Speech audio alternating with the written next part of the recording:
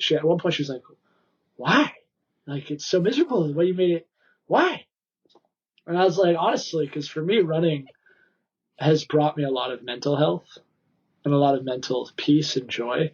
Yes. As someone who actively battles depression, I like being out there with my thoughts, my miles, my pace, doing my thing. 1, 2, 3, 4.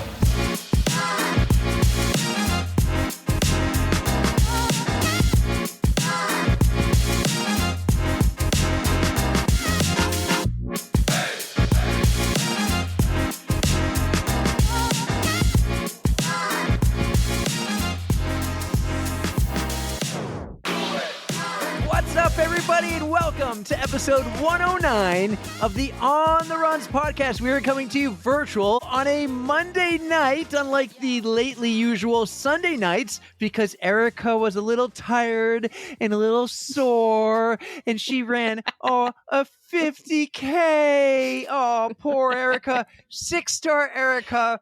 What's up? Sorry, I had a little something stuck in my throat. I am feeling much better, thank you very much. Actually, still very sore. Not even gonna lie. But I am awake. I am alert. I am walking. So those are all good things. I think the rest and recovery was good for you because we just had an amazing interview with an amazing person that's going to drop in a couple weeks, and it was a lot of fun. And I needed your attention. I needed your awareness because you had to do a lot of homework and prep for this one. And I did, and it was awesome, and I can't wait for you guys to hear about it and also read the book. And should we do a book club? You think we should do? I don't know. That's something we could throw around. I totally think we could do it, and I just say you should run with it. That can be your thing, the On the Run book club.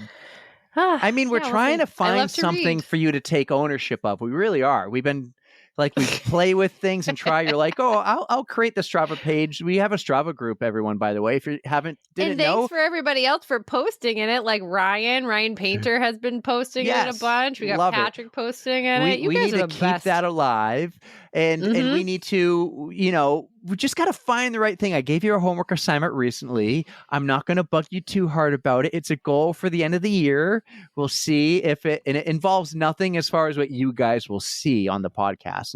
If it's what I think you're thinking of, I have looked into it and I still need to look into it more. Yes, and so do I. We have a lot to look into as we're just telling the guests we had about how much fun we're having and growing, and we just have little things we want to check off every time. Once we check it off, we go to the next one, like Canva. We're about to check that one off and go premium on Canva because man, is it cool and is it fun? And I am learning. I'm up every night laying in bed on Canva now. It's a lot of fun. So much creativity you can do. I'm glad you have that creative bone in your body because I mean, as much as I love arts and crafts, that kind of stuff, the digital media is not my forte. Well, we did a jibber jabber for our patrons. And by the way, let's get right to it. We have a new patron. We do? Oh my God. Who is it? It's the first one of the calendar year. We got our first 15 last year. I'm so excited. We have a new he joined yesterday. Anthony Bailey is our new patron. And I don't know, is it Anthony or is it Tony? What do we call him? I'm guessing it's Anthony. I don't know. Oh my God. Amazing. I know a little bit about him. We've actually been following him for a little while. And he lives out in LA. More. He found us around Letty's episode, I think, or maybe it was Abby Bandai's episode. They're both LA. No way. It was one of the two of them. He's really cool. So we'll talk more about Anthony later. But Anthony, thank you so much for becoming a friend of the pod. Hey, so excited. Thank you for that. We love having new friends of the pod.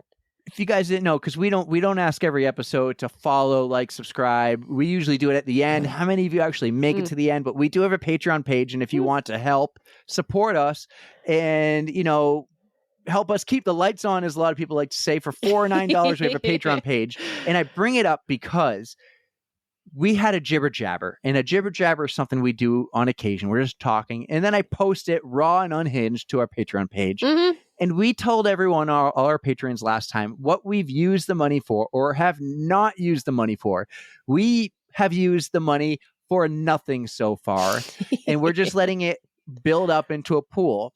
And as I'm trying things on Canva, and I'm in our group chat with a few others, you guys were all like, use the Patreon money for this. Use the Patreon money. So everything we paid for with this podcast has come out of our own pockets, including the t-shirts, the stickers, the magnets, right? Yeah. But I think you're right. It's like $120 a year for Canva. And it's I well think- worth it if you use it for a lot of stuff. So, I use it daily for the pod. Yup. And there are so many things that the premium has that I want and I just haven't done yet. So if you've watched any of our most recent reels, right, the ones with Coach Mike, if you watch it all the way to the end, you'll see Stooley like spin into the screen and it will say on the runs, and it's so perfect. And I was like so excited to share that with everyone. And the funny thing was, I did it at like 1 a.m. and I sent it to all of you in the group chat.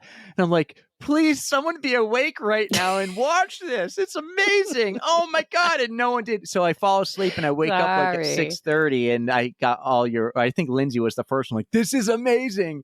And I'm like, once I pay for this, like I can change the speed or add a little sound. Oh, I'm so excited. Yeah. But yeah, we're going to go Canva, baby. We're going Canva. Oh, we're Nice gonna go platinum on Canva. I don't even, is it platinum or premium or just Canva Plus? I don't know Canva. What is it? But You know way more than I do. Don't make me guess. like I'm on a high. We just had an amazing time with an author, a writer, someone who wrote a book about these amazing runners. It was so cool. It's coming out in a couple weeks.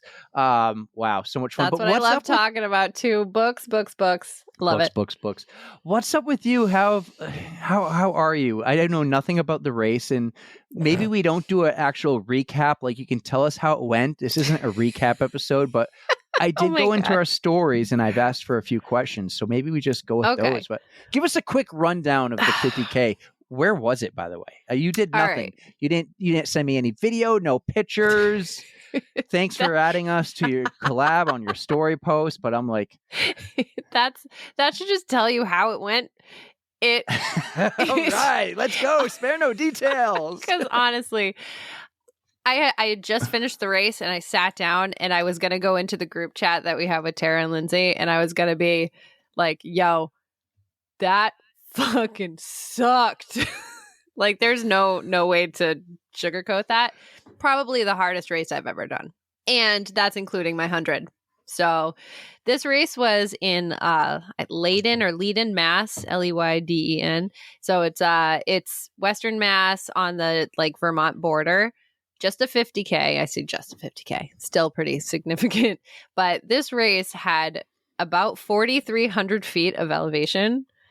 And you know me, Captain Rail Trail here, who does no elevation whatsoever.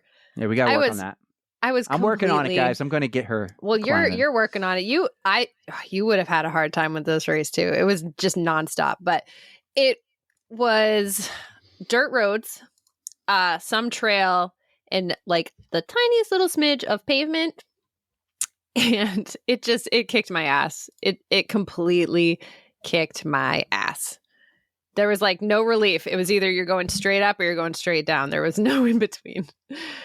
So I struggled and yeah, but I got it done. What can I say? Let's pull up the Strava stats here. Okay. 4,226 feet in climbing. Not bad, but you did it in 31 miles. In a couple of weeks, I'm doing that in 7.6 miles. Yeah, it looks like it actually went in parts of Vermont too, or is that New Hampshire? Yeah, it went Mass, Vermont, like kind of zigzagged in between the two. All right, so here, I'm going to share the screen for those of you who are going to watch this on YouTube, all right? Cool. So you went out way too fast. Your first mile was a 9:01. That's because I felt thinking? Good. And it was downhill. I'm telling you, all of those fast splits were downhills, and I couldn't go slower. Like my body just went. So that's just how things went. Let me tell you, you're still a legit rock star. Thank you for doing this. Thank you for putting Stooley on some posts, by the way. That's awesome. I lost it on Strava. I lost it. Where am I going? Oh my God. Anna Greenberg, how you doing? Yes, here we go. All right. But you got to meet. Oh, Stephanie Swan, you were the best part of my day.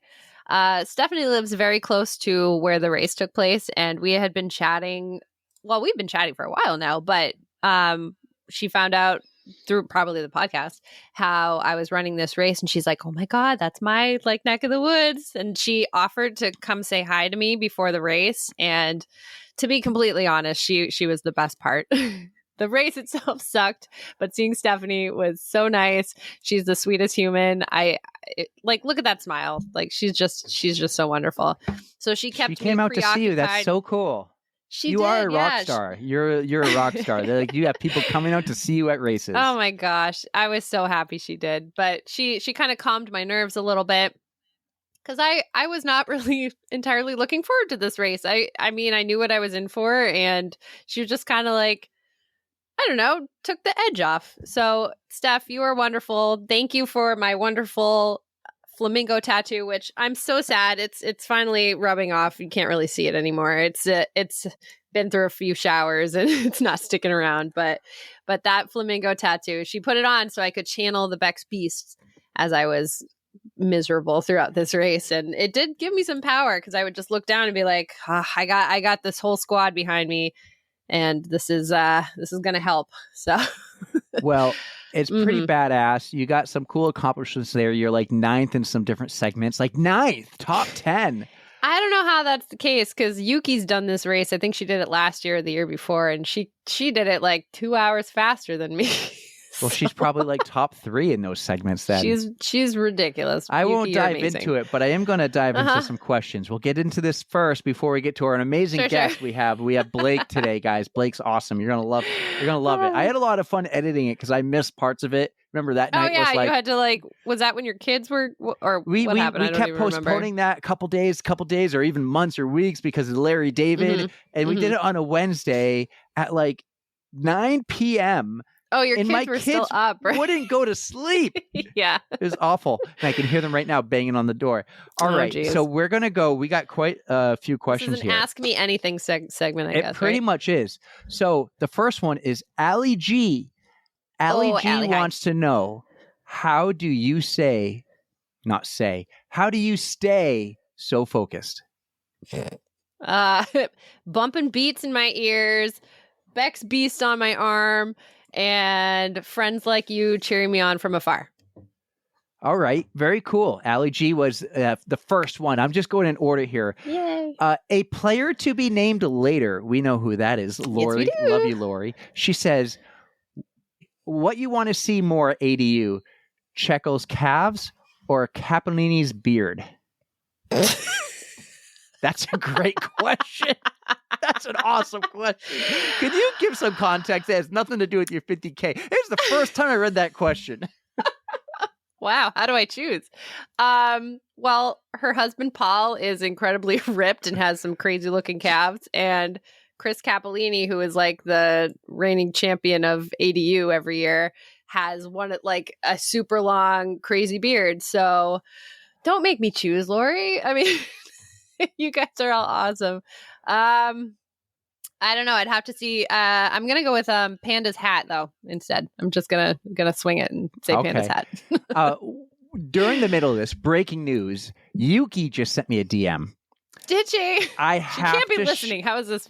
I have to share this photo. She just shared me a photo of the man, her husband, Eric, who spells his name right, and he's a huge Boston Bruins fan, just like me. Sad right now. The Bruins lost. So sorry. Eric ran a race once, dressed up.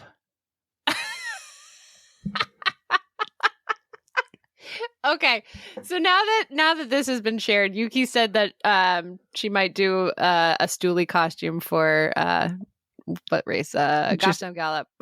And I said, Eric will lose. I go, Eric K will lose it if you do that. And she goes, I'm working on it. So I think she has a good base to start from with the. Yeah, she goes, I totally forgot Eric already did a Stooley.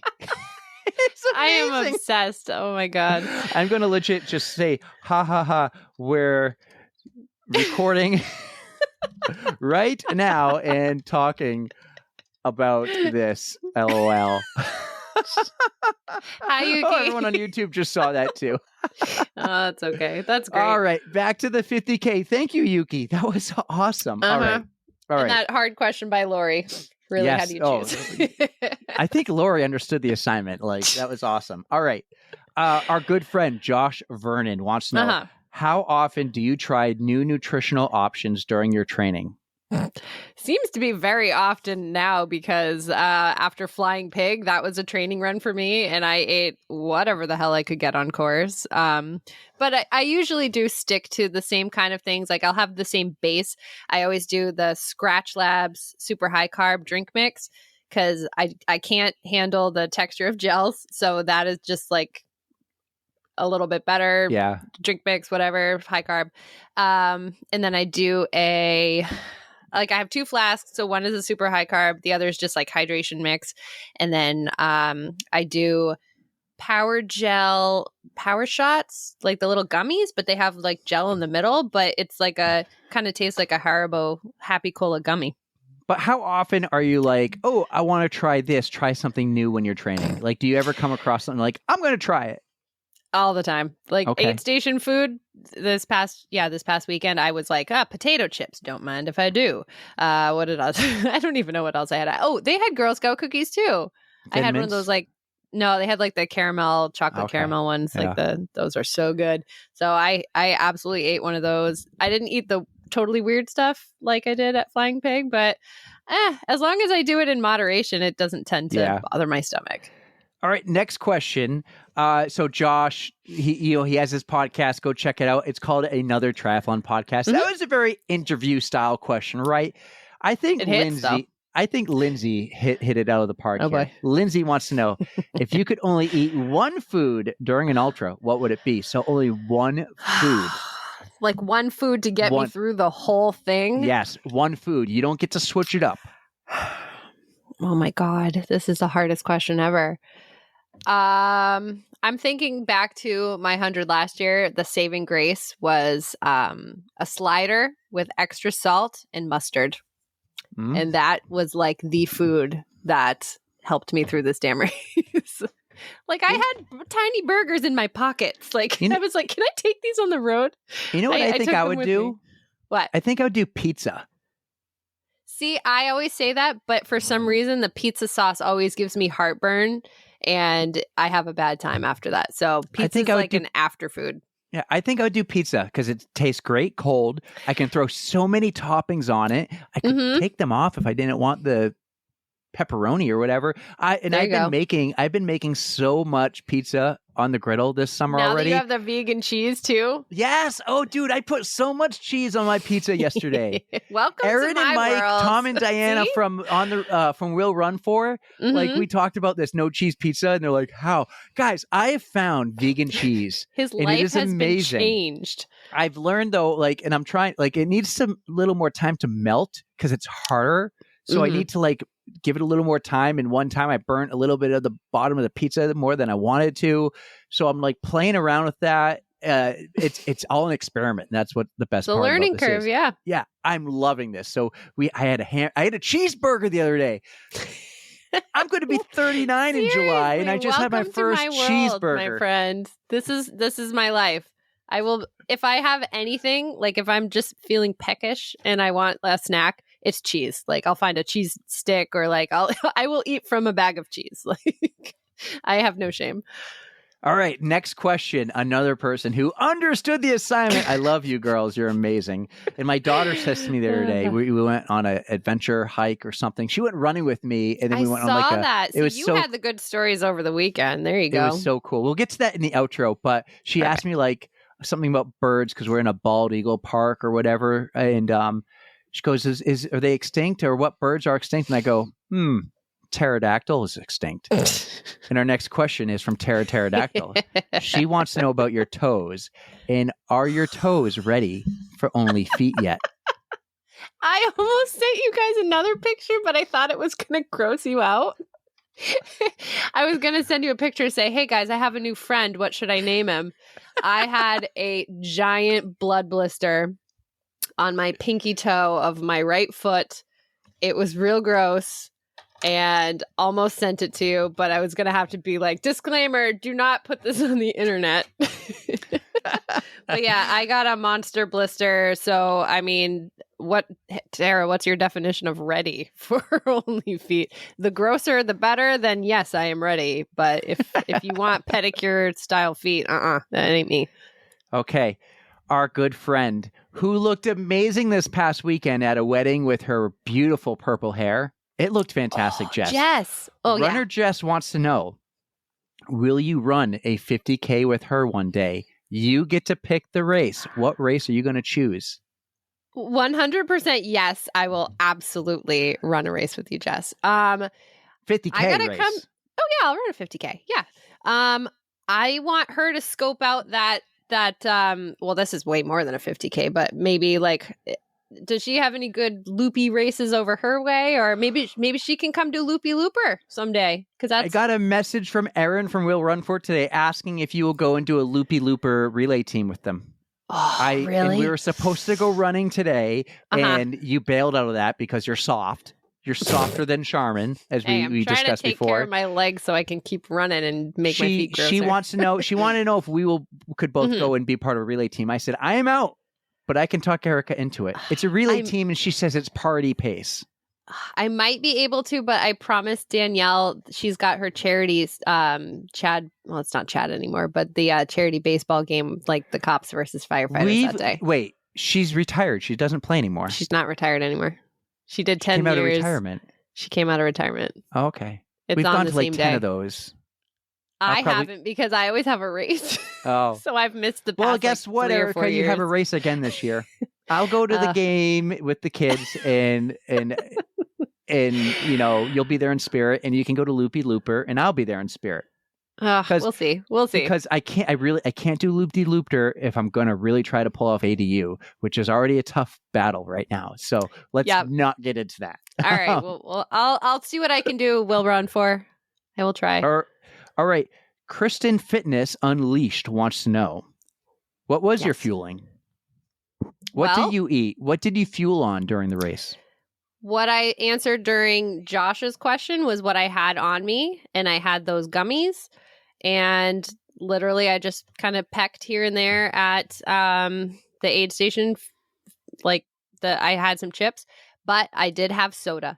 I do love to have a little bit of soda during the race. It's like a nice pick-me-up. I had some Sprite and some Coke, regular Coke, for a little caffeine to keep me going. And yeah, so I mean, whatever they offer is what I'll pick at. I mean, I think I had regular gummy bears. My stomach is pretty good about it. What else did I have? I think there was something weird at one of the aid stations that I wanted to eat, but I passed up. Might have been like a Nutri-Grain bar, but I don't know. The Scratch Labs is like my go-to, though. That's the one thing that I make sure that I always have, and it will get me through most of the race at the very least. Mm-hmm. Very cool. All right. Yeah. Final question. Man, you guys turned out for this. This is great. They did, and I just posted this like an hour ago. Yeah, I know. So they really did. Okay. Fantastic. Our guest for next week, Garrett the Runner, wants to know, on your running calendar, have you put the Strolling Gym on your running calendar yet? Not this year. Oh, but this year just happened. I haven't even thought about next year yet, but I got to write it down because it's going to be mid-May, right? May 3rd. May 3rd. And it's a 40 miler, or is it a 50? 40 something. Remember, he said he'll do it with you if you do it. That's true. You'll hear about that next week, or if you heard their podcast last week, we were on the Trail Trash podcast. I forget if we talked about Strolling Gym on theirs or on ours. Probably both. But it was a lot of fun. Too. It's weird when you do dueling podcasts at the same time. But Garrett, I'm working on it. I will try my best because that sounds fun. It doesn't sound as terrible as you guys were making it out to seem. So. Well, cool. Not as big as your 100-milers, but you're kind of in some rough shape, you said. So how are you feeling with Washington coming up? I think I will be fine. Washington for the Yeti, not Mount Washington. Yep. I think I will be fine for Washington. This one just had such an incredible change in elevation. Washington's not going to be anywhere near that, so I can get a lot more of my flat running in and comfortable walking. So some good training. This was good training for it. I do agree. It was good training, and I think that I can go farther and not blow up. And I think I'm going to be in good shape. Awesome. Plus, I have another trail race, and so Karen Clark is running this one too. And one of the friends that we met in Hamster Wheel last year, he was running the course, and he goes, "Oh, you guys are gonna be in for it." It's called the Drummer Hill Trail Races. They're loops of 12.5K, and you can do up to 4 laps for a 50K, which I'm signed up for the 50K. And it's going to be around the same elevation, but technical trail. And I'm like, oh no, what did I do? What did I sign up for? So 2 weeks, get to try it again. Right. And You're a see where it goes. superwoman. You'll be fine. Whew. Leslie's going to be there though. I'll have some friends. I'll have friends. This is going to be more fun, I think.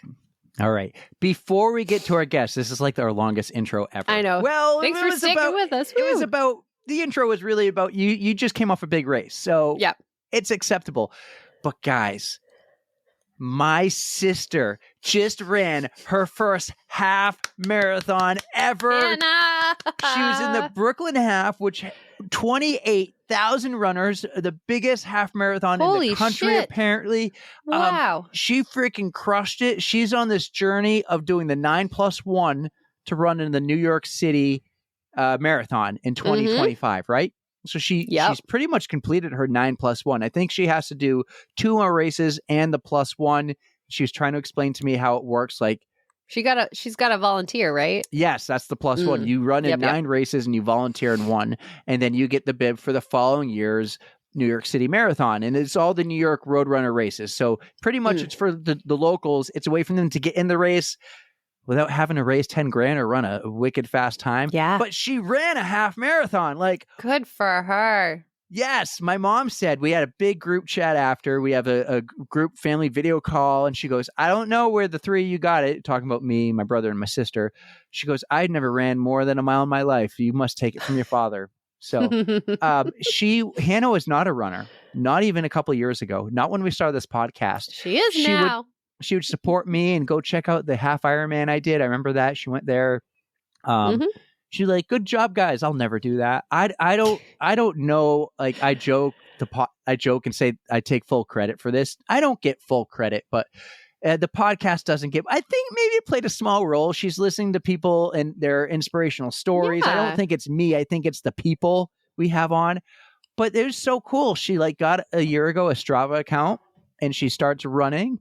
And I remember her just finally being able to do 4 miles, but involves some walking. And now she's doing half marathons. Isn't it amazing? Yep. Yeah. It's all about consistency, and she had it and she kept with it, and I hope she enjoyed it. So she wants to do more. She really did. Well, I mean, she's aiming for the marathon, so she's got to at least enjoy it a little bit. No, I really think she did. And she I'm ran. so happy. She had a good, I don't know what her pace was, but she ran a 2.5 hour half marathon. And I do think she really, all the pictures look like she's smiling. She looks good after. She's not you ever see those reels and someone's like, hi, I'm Eric, and this is me before my marathon. I'm Eric, and this is me after the marathon.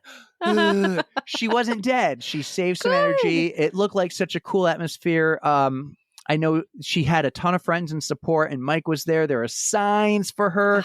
So good. The sad news was I planned on going for weeks on hand. Adeline and I were going to go. And then, of course, a last minute dance thing pops up. And it's going to be at 2 p.m. and ruins your entire Saturday. Oh, man. How can you have a last minute dance thing? Or you just didn't know about it? No, it was. But it was optional. But it was a chance to be in a music video thing. Oh, so of course you would want to. Yeah, of course. So, but I have committed to going to the New York City Marathon. In fact, I will be putting my name in for the lottery, and maybe I can run it with her. But if I don't, I'm committed. We should probably look at hotels now, since I know I'm going to go November 2025. You're going to spend $600 a night no matter where you stay. Well, yeah. Nice. So super happy and thrilled. I hope she continues this journey. In fact, she is, because she's looking at half marathons in the Seacoast, and we'll probably run with her. So, awesome. That's exciting. October 27th, I think, is the half marathon she's looking at. And it's Loco? Portsmouth to somewhere. Yeah. I think that's Loco, maybe. Yeah. Oh, Loco. The running company Loco. Yeah. Yeah. So I'll probably do it with her. I'll probably do it. It'll be a lot of fun. Hey, if I am recovered enough post the Yeti Virginia, I will 100% do that too. All right. You heard that? You heard it first here on the pod. Because it's She'll be only a fun. half. It's For only me, half. it's only Yeah. considering. You run hundreds. So. It's like a 5K for you. But All it's going to be fun. Well, we've been talking way too long. It is 9:40. I am going to be up very late tonight editing We got just Blake. the Tros. Here we go. But we have an amazing guest. We have Blake, and he's so cool. He's And family. He's pretty much he is family. Yeah. Speaking of we might be related. So 50 whatever cousin-in-law, something like that. Yeah. Blake's super cool. We met Blake last year at the Hollis Fast 5K, and you'll hear about how we figured out we might be related. And I am actually, you'll hear about how we both learned while recording that we're both going to run up Mount Washington in a few weeks, and that's going to be a lot of fun. So we just need to get to it. We've been dragging this for way too long. Blake does not deserve to be on the podcast 31 minutes later. Everyone, I really hope you enjoy Blake Tyler on the On the Runs podcast. Our next guest on the pod is a New Hampshire local who is a social justice organizer by day and a runner by night. He's Nicole Bryan's lesser half at the Greater Manchester Running Club, even with the title of El Presidente. We might be related, and we're wicked excited to finally have him on the podcast. Blake Tyler, welcome to the On the Runs podcast. What's up, buddy? Hey guys, thanks so much for having me. Very much been looking forward to this. And apologies, to Eric for our running club's mouthy, title. But you nailed it, buddy. We got there.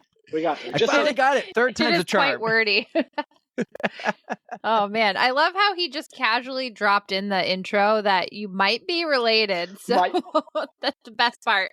I mean, the connection is pretty real though. Like, Eric, do you want to touch on that for the viewership who didn't hear that episode that I think was like a while back? It was right after the Fast 5K. If you really want to go back, we met almost a full year ago at the Hollis Fast 5K. It's been a while, yeah. Right. And somehow you were like, I think we're related. What a way to open it up. We're related. So to fill in the dots, you're a Tyler and I married a Tyler. So that's the dots. That's the dots there to fill in. But I don't know like how far down the line we are, or down the tree. Obviously we're not blood related, but we're just kind of like linked into the Tyler tree. We're definitely the only two that run. I can tell you that. Well, Ashley did run a lot, and she was a lot better runner than I was. Right. She would win 5Ks. She would like place in triathlons. All that happened, and then I came into play, and then babies came into play, and I still run, and it would be nice to get her running again. It would. Classic case of men coming in and ruining everything for the rest of us. Oh, we suck. We really are. Same Dude, time, we're awesome. We really are the worst. You know what? I needed this because we've had nothing but women for the last like 6 weeks doing all the Boston weeks and everything. And then we had Denise. I needed another guy on the pod. It's about time. We're going to go all summer with dudes. I just feel the love. Should I just go? Poor Erica. Hi, Erika. You don't need me. Amazing. Oh, buddy. No, it was kind of fun when we met because we walked by and you kind of stopped and looked at us and you went like, on the runs? Because if you remember that Hollis Fast 5K, it was a really like nice evening, but then it, as everyone finished, it just started to downpour. Just downpour. The whole cool down was in that downpour. It was a miserable place to be cooling down in, right? You're like, this is not the vibes. Well, it did cool us down, that is for sure. Like it literally cooled us off. We mentioned Nicole Bryant, who is you're her lesser half as we determined. Very much so. But she has one of the most epic photos of me soaking wet inside that little country club or whatever, eating like dairy-free kids yogurt, like just like the way that's right. She goes, squeezy, I got the greatest, most creepiest photo. I remember this. You were staring right at her, but like he was staring but not looking, if that makes sense. Like just like eyes zoomed in, and I wasn't looking at her eyes. Stare. Yeah. Yeah. But you were totally into that little squeezy thing. That's funny. Good stuff. I was just in the moment. I was like, wow, this is what kids eat. It's kind of good right now. The kids, like, I miss a lot of the kids' snacks we used to have back in the day. Like those Hoodsie cups. When's the last time you can say you had a Hoodsie cup? Right? The deep sigh. 20 years The at longest. least. Oh, God. The strawberry Hoodsie cups. Just the best. It's funny, though, when you talk about snacks. I had Dunkaroos not too long ago. Those came back. I was really excited about those. What about you, Eric? What was your childhood snack? My snack was Yeah, what was your snack? what was my snack? So I grew up my entire life. I couldn't. Don't tell me it's like carrots or something. You're gonna make me really sad. It's gotta be some kind of junky food. No, it was celery with peanut butter, Erica. Come on. Ants on a log. No. I could never have dairy, so I couldn't do chocolate. Can't do ice cream. Couldn't do cake. Couldn't do anything with butter. Right? I still can't. Basically. I'm allergic. I have EpiPens, and I would die. So there are so many amazing dairy-free snacks today that we didn't have when I was a kid. But one thing there was, and I never can find it anymore. Randomly, I saw it down in Florida once. It's called Tofutti, and it's not tofu, but it was Tofutti ice cream, and it was so good. My favorite was like this vanilla with like chocolate chips in it or almond chips or whatever. It was so freaking good. And I would get mad all the time because mine would only come in pint sizes.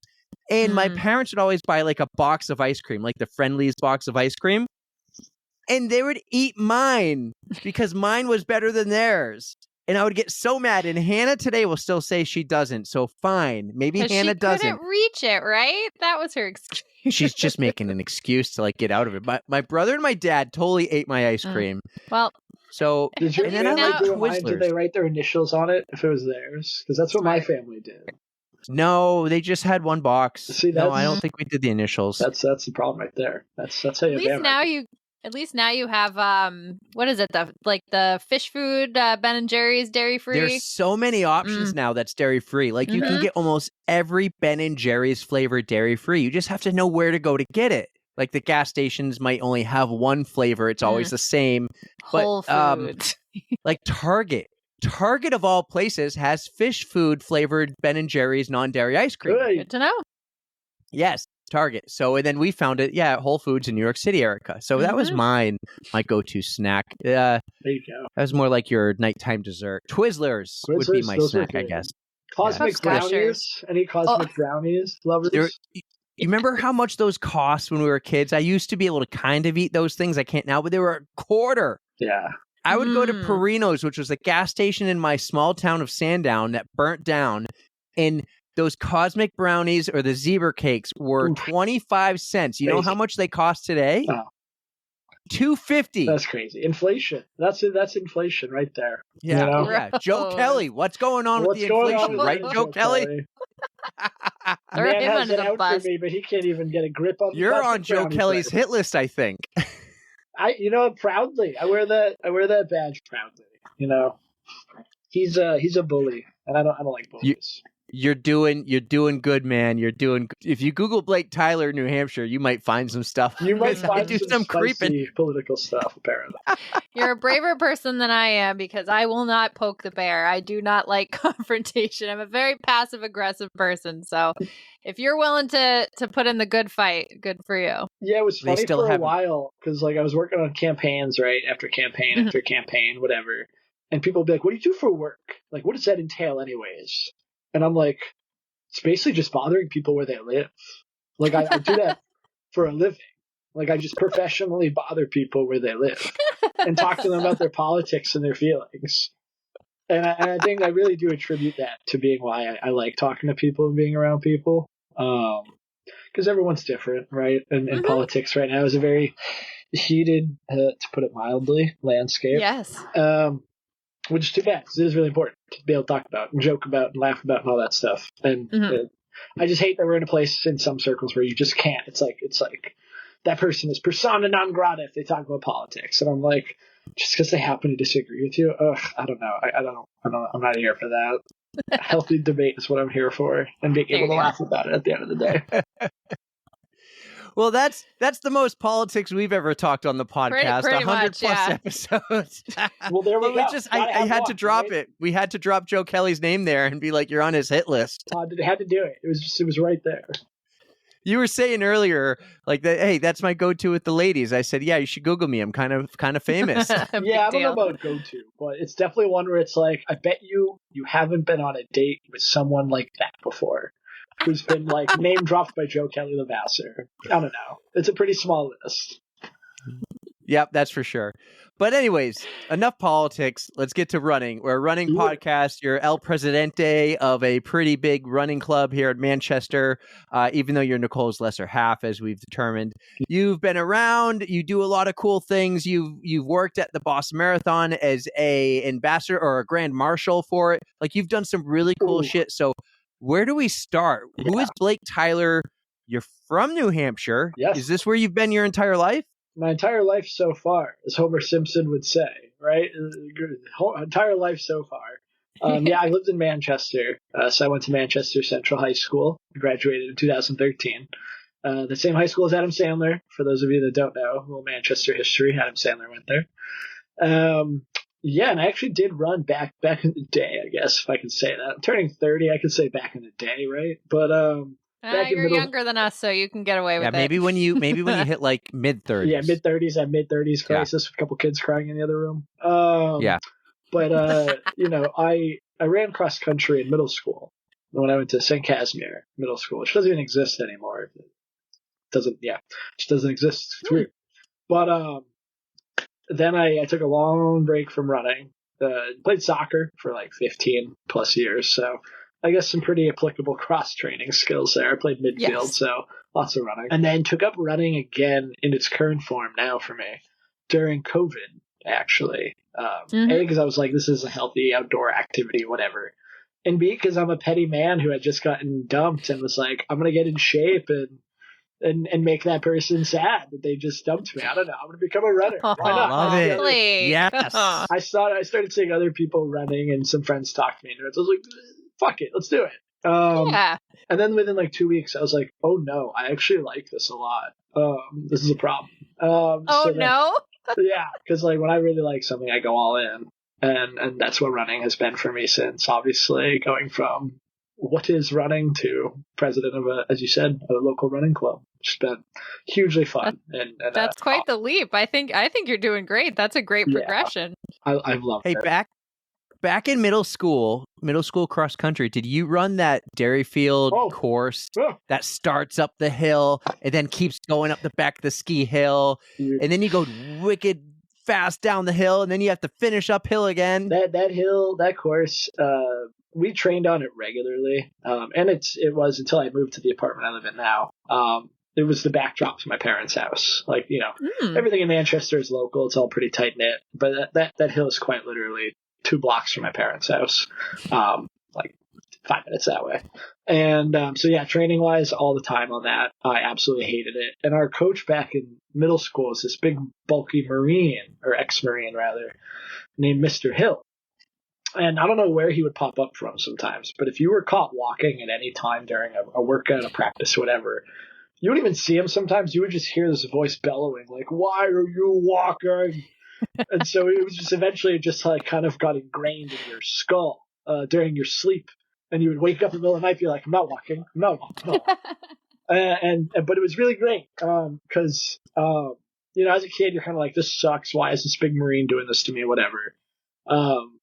But it's kind of his last name is Hill. Yeah, Hill. Could have been Mr. Hell for all we were concerned. Right? But we now looking back on it, I'm grateful to have had that presence and that voice of like, constant holding yourself to the best standard, right? I think it's really important, especially in the sport that we all love. It's really important. So that's good that he took he wasn't quite the scary guy that everybody thought he was at the time, but he was instilling some good values into you guys. So yeah, it took very worthwhile. It literally took a decade to come to that realization, but we got there. A little bit more. It's because you grew up, you matured, you were able to recognize the lessons that he was teaching you very subtly, I suppose. Very subtly, yes. So COVID, anyways, how we feel about COVID, how long COVID took. They're always using before COVID and after COVID as these like colloquial, terms or whatever. Mm-hmm. And I'm like, I don't remember anything before COVID because again, COVID feels like a Honestly. million years ago. I had Yeah. COVID at least twice, definitely once, maybe twice. Mhm. Once was before the vaccines, actually. So I had it for like a month, like no smell, Really?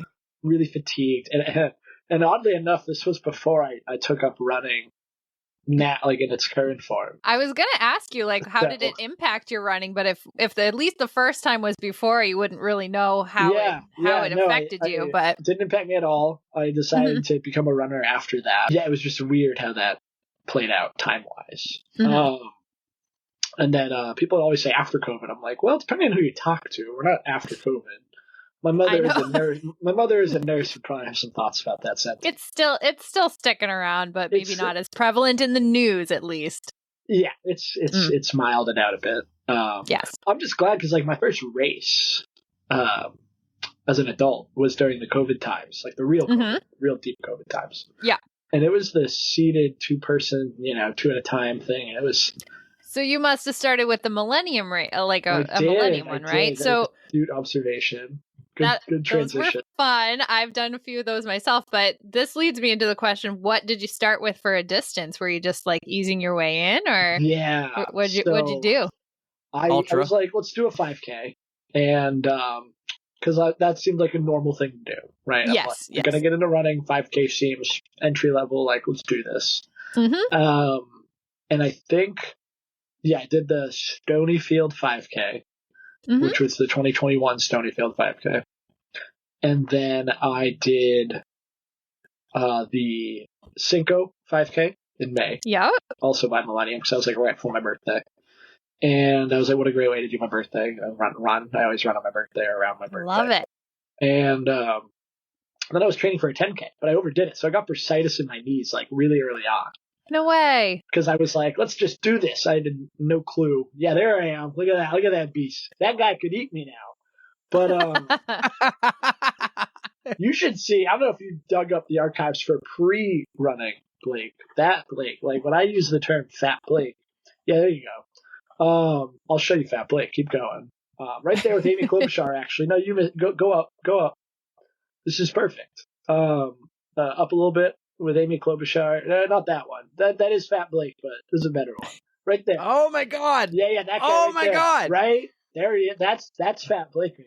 That guy could eat this guy. You don't look fat. You just look different. Like you look very, very svelte now. I But very much felt like how I look there. Like I felt sluggish and big and tired. You know, clothes can do a lot to make you look slim if you do it right, Yeah, but you flannel can't does hide it nothing. in your face.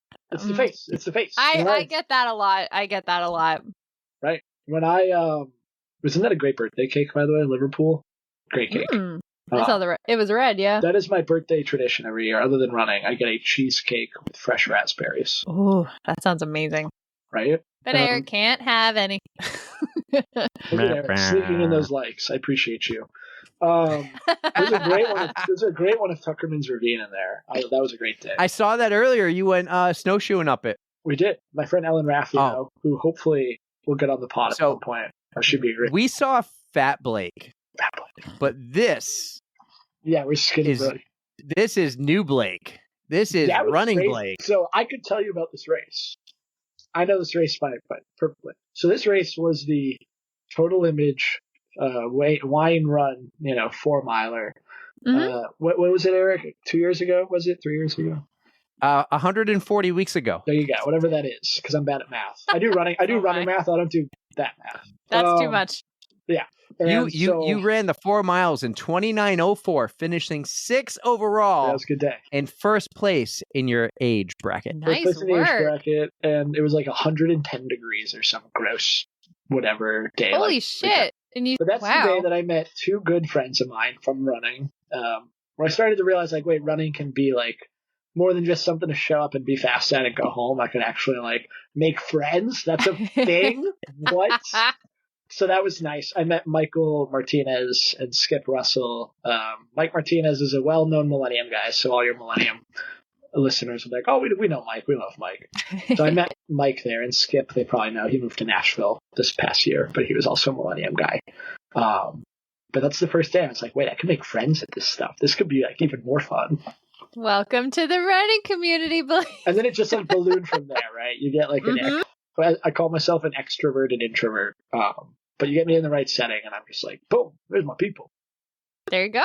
Well, I'm glad you finally found your people, and it allowed you to get more into these races and loving running more than you already did. I want to ask a question. You didn't start doing races until COVID, so you never experienced races before. So you're doing it when you're going 2x2, and they got your name up on the board. Yeah. And now today, so fun. that doesn't happen as much. So what's your opinion? Like you didn't have what we had before. Right. You started with the COVID years. Do you like it better 2x2? Do you like it better today with like the rolling starts? What's your jam? You know, it would really depend for me on the type of race. So like a lot of my good friends just did the cheap marathon that Millennium puts on. And I can see, which by the way, my ADHD will never allow me to do. I love the Mortimers to death, and they are good friends of mine. I will never run that marathon. That is just the cheap marathon. That is just too much of the same for my brain. My brain needs just a little bit more. Because it's like a tunnel. Like, I say that every year, and I'm like, I have to do a second lap, and I'm like, why? Why do I just do? What am I doing? Why didn't I sign up for the half? It's like when I was taking dates down in Boston. I was like on the Zappin Bridge at 5 o'clock traffic, being like, "What am I doing here? What is my?" Not worth it. So we got off that track, thankfully. But back to your question. I like a good road game in Boston. It was an art museum. I like the art museum. This doesn't taint my opinion of the MFA. I love the MFA. I just wouldn't go there as a first date, is the takeaway. It's hard. You're going through like, wow, this Van Gogh's really cool. What's your favorite color again? Wow, this Matisse is so cool. What sport did you say you liked? You know, yeah, it's hard to do the whole get to know you game when you're like gazing at art. Where I'm just like, what are we doing here? I like the mass start better because I'm an idiot, as most of my running friends would say, who likes to go out too fast. And a mass start allows me to do that because there's a lot of other fast people that can be like, I'm going to just latch onto that person and go. But it would really depend on the format. So back to the cheap marathon thing. If I were to do that race, I could strategically see the point of, hey, I'm going to pick a friend because the way I understand it, and Erika, you'd be able to talk on this. Mm-hmm. You submit your seeded time or whatever, and you can essentially guarantee that you'll line up with a friend if you wanted to, if you both put in your time. You are allowed to pick a friend too. Like you can pick a specific person that you want to be paired with. Better. So. Like you can literally pick your training partner the whole cycle and run with them if you have a goal, a specific goal in mind or whatever. So in that sense, it would really depend for me on what I was going for, the format. In general, 9 times out of 10, I like a mass start. There is the problem of idiots that don't know how to seed themselves during a mass start, so that's a thing. It's a very real thing that all my friends that just ran the BAA 5K can attest to.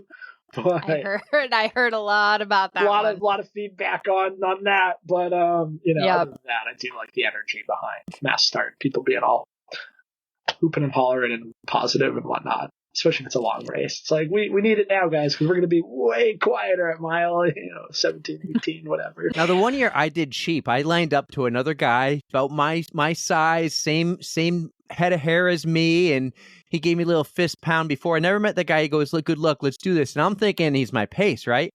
And I went out way too fast just to stay with him. And I was like, that was a bad move. So I like the mass start because I feel like I can control my speed a little bit versus this time I was trying to pace off this guy way too early. Really? See, like the race I just did was there's just the 5K up in Lebanon, the Shamrock Shuffle. And I saw two of my buddies at the start. We warmed up together, whatever. And then I was like, it's like my fourth run back from an injury. I'm not going to go fast. So I was like, what are you guys doing? They told me their plan. I'm like, great. You go, then he goes, and I tuck in behind you. Like, this will work out great. Drafting. Yeah, exactly. Within 10 seconds of going, that plan was out the window. I was off like a maniac. I do blame it on the fact that, like, someone I was dating at the time was in the crowd. So I was like, You gotta look good, right? Gotta be a little bit faster. Look at me! Gotta be a little bit faster. But honestly, I've never nailed the whole pacing thing, and it's whenever tough. It's so bad. Like you just get so caught up in like the beginning with all the people, and I mean, I could have the best pacing strategy ever, and it like you said, it just goes out the window because I get excited. I'm like, yay, I get to run now, and then you're like, oh no, it all goes downhill. I'm trying it at the Portland 10 miler this Sunday. I'm gonna run that for the first time, And I'm like, okay, first 5 miles, mid to low 8s. Last 5 miles, drop it under 8, see what happens. I have a feeling like by mile 3, I'm going to look down at my watch and be like, why am I doing a 7? Why am I like, what is happening? You should program your watch to beep at you if you go too fast or something. Because I know you can do that, and it gets really annoying just hearing constant beeping from your watch. So something to think about. Some of those watch settings are fascinating. Like I run with a buddy who I love, and I will remain nameless on this pod because this is a little. No, you can tell me the name. I'll bleep it out. No, he won't bleep it out. He'll forget. It's just his watch will beep at every quarter mile. Oh, so when we're what? Yeah, his intervals are quarter mile. So when we're on a group run, he'll just beep, and I'm like, I don't know, it throws me off because I'm looking down. I'm like, we're at 0.5. Like, what? He's like, oh, I got quarter mile intervals. I'm like, okay, why? But well, that might be good for me because my watch has been acting weird lately. And it will like turn off the first quarter mile. So if it doesn't beep early, I'll be like, something's wrong with my phone. Whoa, my watch. It did that again? It's done it like 5 times, Erika. Oh, that's so not it did good. it at the 20 miler. And it doesn't do it all the time for a run. We'll do it like on a hike or skiing, and I'll just look at it and be like, it turned off. I was gonna say, I wonder if you have it set where it does like a warm up and then it resets for after that point, because I know you can program it to do different stuff, but I think it's pausing and saying, searching for GPS, continue yes or no, and I don't look at it because a lot of this stuff my watch is covered with a ski jacket or with the long sleeve or something. So I don't know. I'm not that frustrated about it. But I wanted to say the 20 miler was the best start I've had in recent memory because I ran with you. We ran in a little bit of a pack. We're a little bit behind. So it was like a warm up those first 2 miles. And then we just cruised to about mile 17.8 until I ran out of steam and because I went too fast, and that's just my life. I was supposed to do that race. I was on my docket. But, where are you? Yeah, I was hurt. But he didn't show up because of the weather, Erika. That's true. I'm a fair weather runner, No. Yeah. Erika was so nervous about the weather, and I said, it's going to be beautiful. And it was. I actually will run in just about anything. I am the dumbest runner I know. I will run in anything. Well, you ran in a Spider-Man outfit. I've done that. And I age placed that day. That was a good day. Ooh. Even though I could not see out of that thing after the first. I don't think there's many other spiders out there, so you got first out of one. I saw that picture when you were scrolling through his Instagram, but I mean, it looked cool enough. That was a tough one. Because again, the eye sockets essentially just fog over from the inside after 0.2 of a mile. But I'm like, okay, I've lived in this city my whole life. I know this bridge like the back of my hand. I know the route. Like, let's do this. I got this. And we're so off the tracks here, but there's a video out there of a guy dressed as Spider-Man at a kid's birthday party, jumps in the pool, and he can't breathe. He starts drowning because all the water got stuck in the mask, and he couldn't get it off. And so other parents jump in and pull the mask off, and all the kids thought it was Spider-Man. And they were so can't take the mask off. He was like a paid actor to show up at the birthday party. Wow. I'd argue, though, that this past year's Halloween race, or last year's rather, because I did a Marine Corps marathon this past Halloween, so I was a little bit preoccupied this year. I was Patrick Bateman from American Psycho, and there was a great photo that Millennium got of me chasing this kid during the race. Kid has no clue I'm behind him, and he's just running along like da da da da, and I'm like full blown, blood splatter. Axe American Psycho, and it was. Please find that picture. Oh my god! I feel like it's got to be on the gram. It's somehow if it's not on the gram, I'm surprised. Did they tag you? No, it's my photo. I think it was on. I thought you said it was on Millennium's. Millennium might have taken it. It might be mine. For a while, I tried using it on the dating apps because I was like, this photo's hilarious. Oh, I want to hear some dating stories. Did that work? Because if I saw they didn't let me. That's why I said I tried. Tried was the operative word. They didn't let me.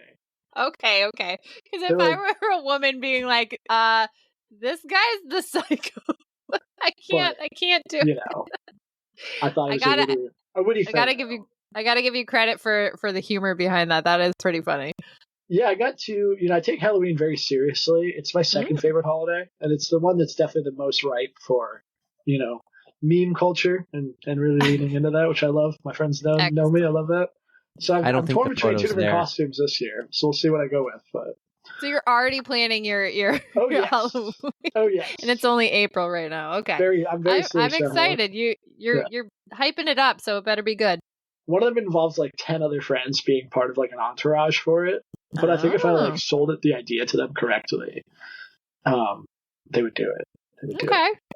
Excellent. I don't think the photo's there of you chasing down some kid, unless it's like one of It's those. probably on my You got, Facebook. I'll have to dig it up on my Facebook and send it. yeah, you send it to me. I'll post it. I think it's a great photo. I see our excited. friend Yuki's in a ton of photos with you, though. That's because I said Yuki is a dear friend.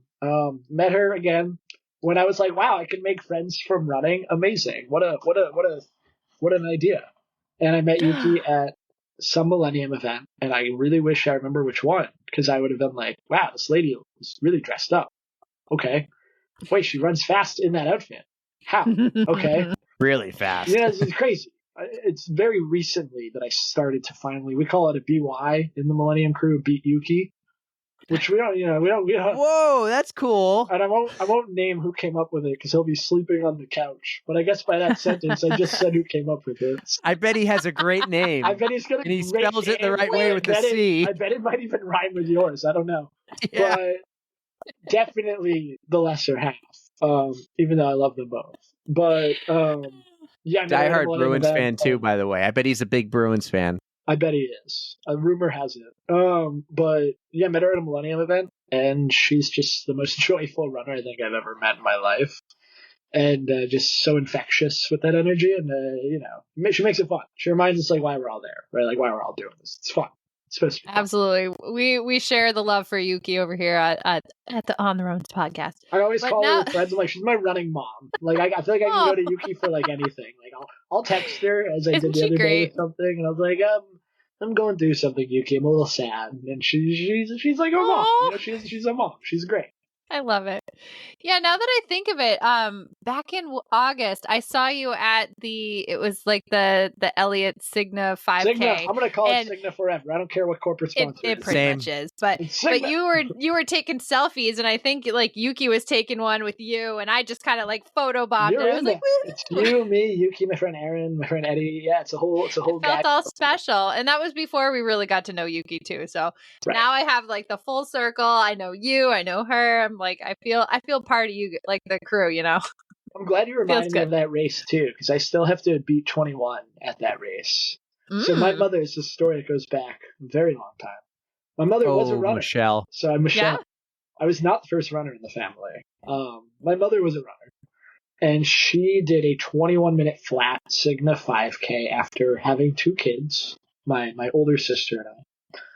And she has never let me live it down until I beat 21 at the Turkey Trot this past Thanksgiving, and then again at the Lebanon Shamrock. Mhm. But not the But I Signa haven't Elliott. done it at You haven't beaten her. Signa. I've not done it at the race she did it at. So that is on the docket this year of like just needing to do that. So when you do that, because that's such a huge race, right? Over 5,000 It's runners. big. You have to Are- line up in front. I went are for you it gonna last year, be- came up a little short. Are you going to be right up there in the front? I was this past year. I did it. We're the race Erika is talking about. I was right in front. I couldn't run with them. Like I did mile 1 at like a 6:07 or something, and That's my unreal. buddy ran by me and he's like, "What the fuck are you doing up here?" And I was just like, actually, it's my buddy Mike Martinez, who I referenced earlier in the pod. He was like, "The fuck are you doing up here?" And I was just like, "Yeah, I don't know, buddy. This wasn't my best idea." But I You ended up- mentioned earlier the idiots who don't know how to pace themselves. Yeah, I exactly. think we're looking at one. It's me. I'm the idiot. Hi, it's me. I'm the problem, as Taylor, a great artist, would say. By the way, I am a Swiftie. It must be said. Big fans here. Big Swiftie. My welcome mat in my apartment says it all. But Oh, I love it. Yuki has a friend. Her name is, I think, Carolina or Carolyn. I met her the other day, and she goes, "I haven't listened to your podcast yet. Taylor Swift just dropped 2 new albums." And so I go, "That's fine. I'll take second to Taylor Swift. Fine." So she I don't think we DMs have a me one choice. day. She DMs me the other day and says, "I finally listened. I thought it was amazing." I go, "Thank you for pausing Taylor Swift for a little bit to listen to us." that's funny. They are pretty good. I hope you've listened to them by now. They are very good. I cannot confirm or deny. Oh, I mean, I've listened to it's some okay to of be wrong. It's okay to be wrong.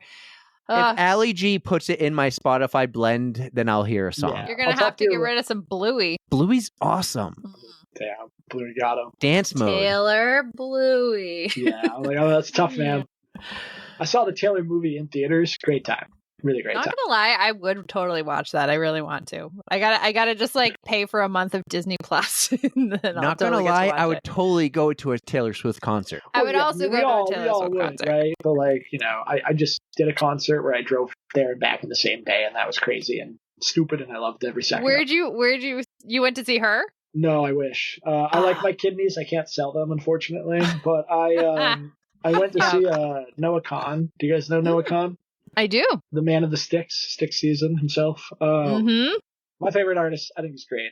Also, like, he's got the whole New Hampshire Vermont connection, so like that part's pretty cool.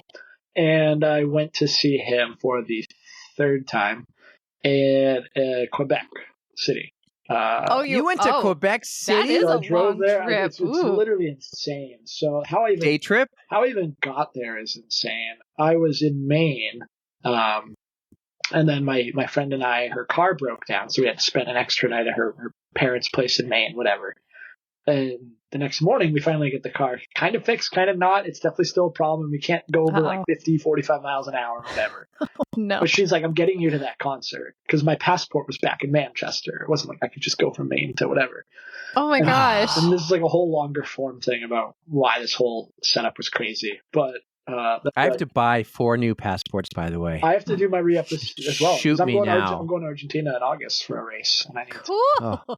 But Let's that's a whole table other- that. I really want Yeah, to hear. yeah, I'm yeah. writing it down. Argentina. So then I Okay. finally get back to Manchester at like 12:30 in the afternoon, shower real quick, unpack, throw my shit on the floor, and grab my passport. I leave at like 1:30 to get up to Quebec for a concert where the doors opened at like 6 or something. And I was in the pit, by the way, and I like wanted to be like, in a pretty good pit spot. 'Cause Yeah. it's very competitive when they open up the pit. It's like, rush, right, get in there. Yeah. I got there and I definitely drove like very illegally, speed wise, but I got there at like 5:40 or something, 5:45, like parked in the lot of the venue, Mm-hmm. and got right in, ate a quick hot dog because that's what they had, and I was like, fuck it, That's all I can. You take what you can get. I Yeah. just need carbs because I'm like, once I'm in the pit, I ain't coming back out. Like I'm in. Exactly. Yep. And then I got right up in there, and it was great. And I had time That's to spare. amazing. But it was just great. Like getting there was crazy. And then I drove back after the concert, got over the border, and then was like, I need to sleep. I'm dying. And I pulled into a rest area in Linden, Just took a Vermont. nap for a little bit. Slept for like 2 hours in the car in Linden, Vermont rest area, and it was. But the border security's face when I went over, she was like, how many, I'm not going to try the Canadian accent, even though I am French Canadian, and my relatives would be offended that I won't try it. Happiness is like happiness. Don't and start. asshole. Yeah, Don't she was start like, with that. how many days are you staying? Like 1 night, 2 night? I'm like, 0 night. I'm coming back same night. She's like, same night. You're going to concert.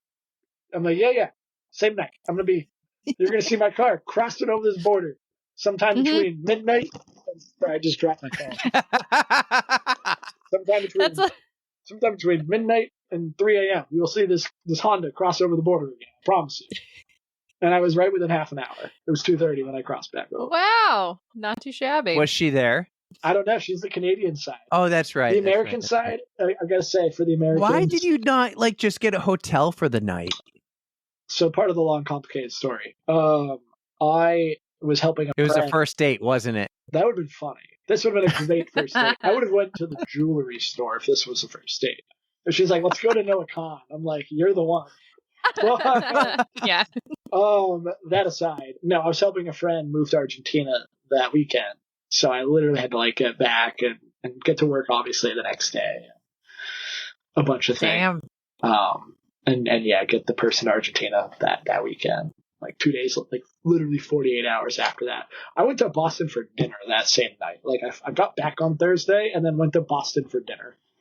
So it was just Insane. It was just crazy. Yeah. You are a busy man. I That know. is One of for my sure. friends calls me Energizing Man. She's from Thailand, and she's like, "You are Energizing Man." I'm like, "Thank you. That might be the sweetest thing someone's ever said to me." Oh man. It reminds me of my friend Danielle, who just like in college she used to get like probably a solid 2 hours of sleep and could function. And I'm like, I don't know how you do that. I needed 10 hours of sleep in college. If I don't get 8 hours now, I'm like useless. Yeah, the whole sleep I thing, don't right? get Like I noticed when I was a drinking man that I could do less sleep and be a runner and active and like actually be okay, which is probably the opposite was probably true. It was probably terrible. But I noticed now that I don't drink, I can't hang after midnight or something. Like my brain is just like, it's time for bed, time for that. Yeah.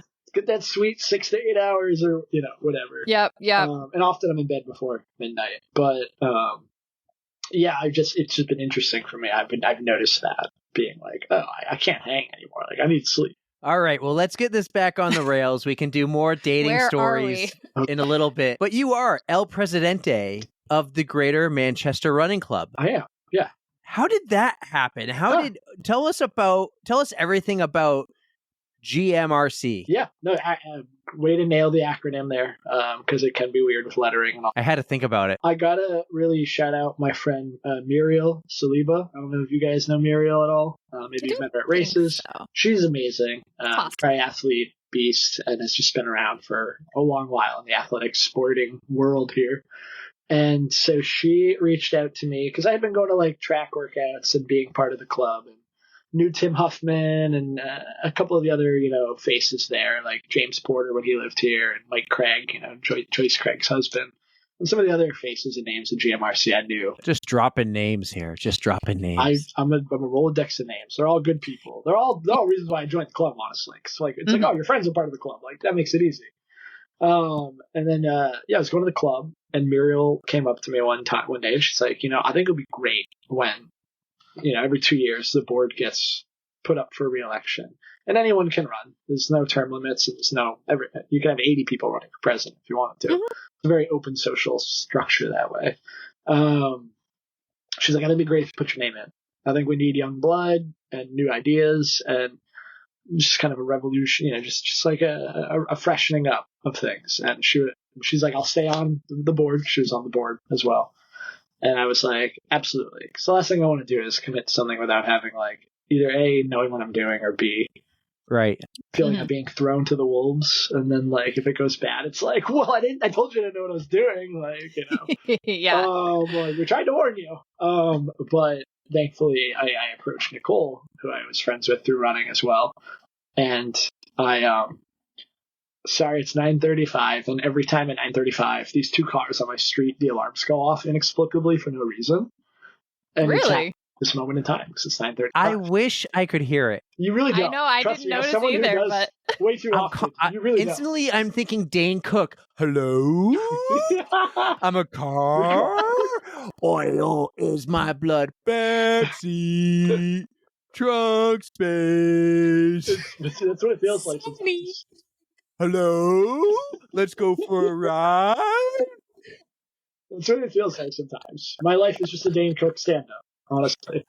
And they don't speak English that well, I guess, because my neighbors have tried to go talk to them, and I don't know, just a language barrier, and it's too bad. I hope nobody's like harassing them. So it's just a language barrier. It's not their fault.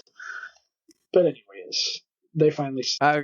GMRC, right? Yeah, you met so Nicole. I asked Nicole. I was like, Nicole, would you mind being vice president, like running with me as like a joint, ticket, like being a partner in crime here?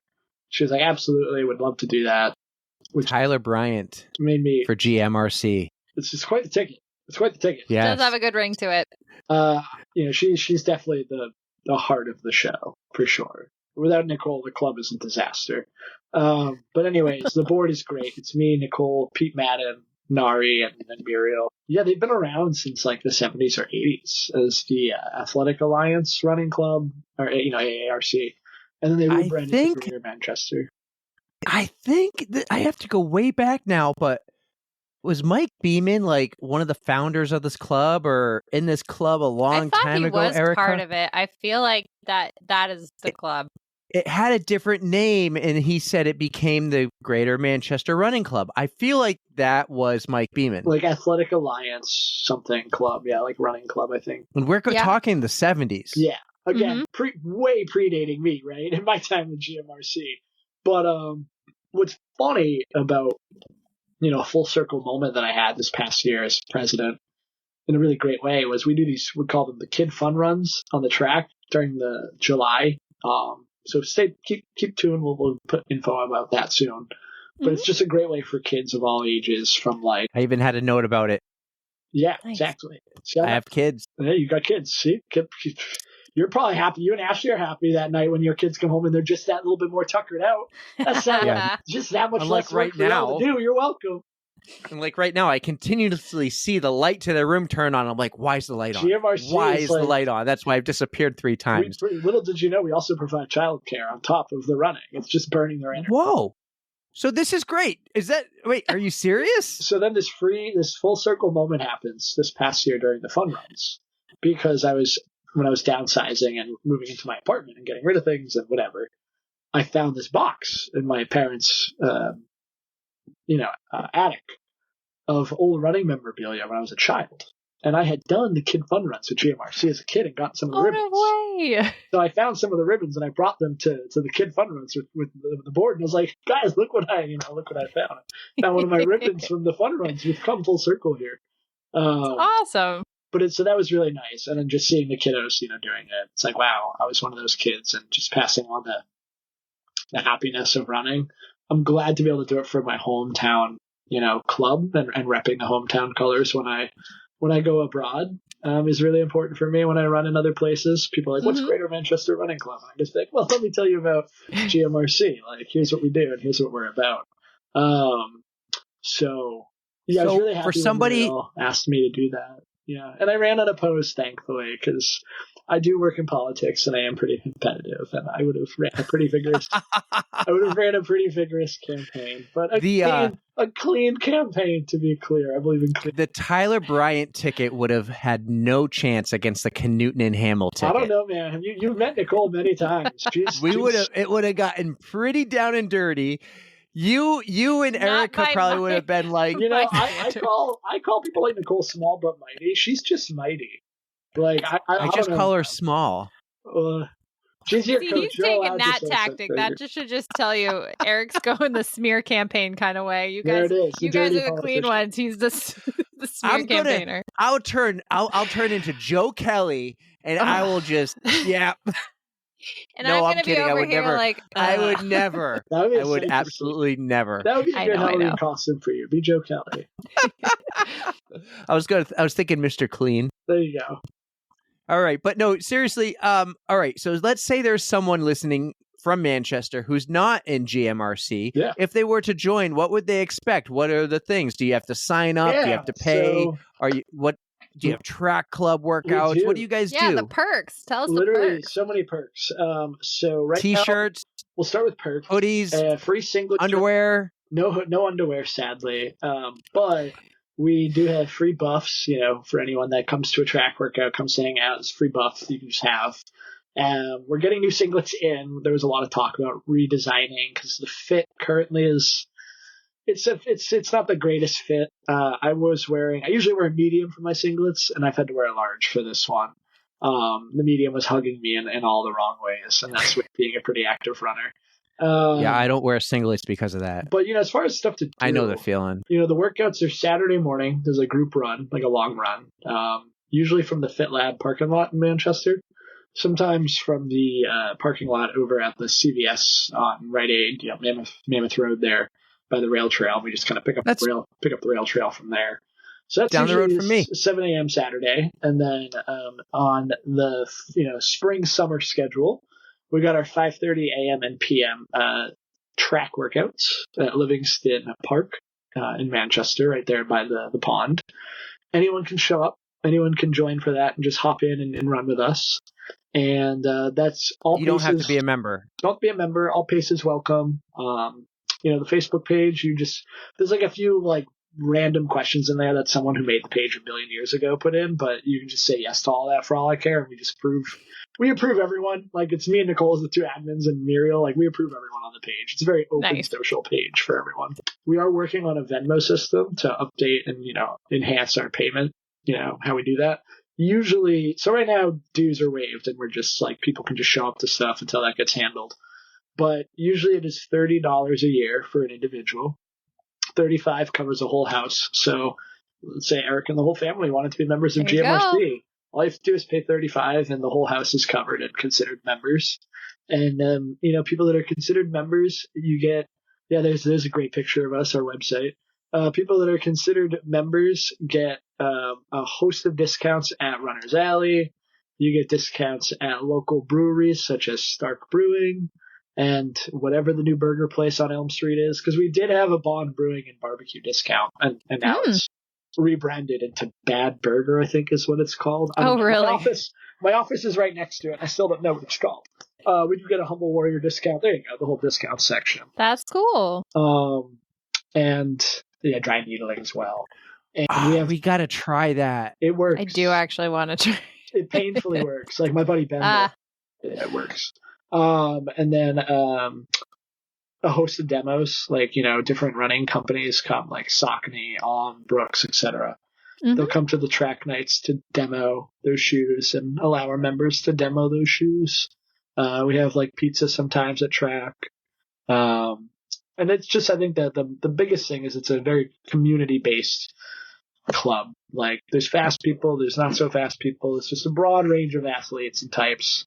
And we don't get into the whole, like, elitism of, like, you must be fast to be a member of GMRC. Like, we don't.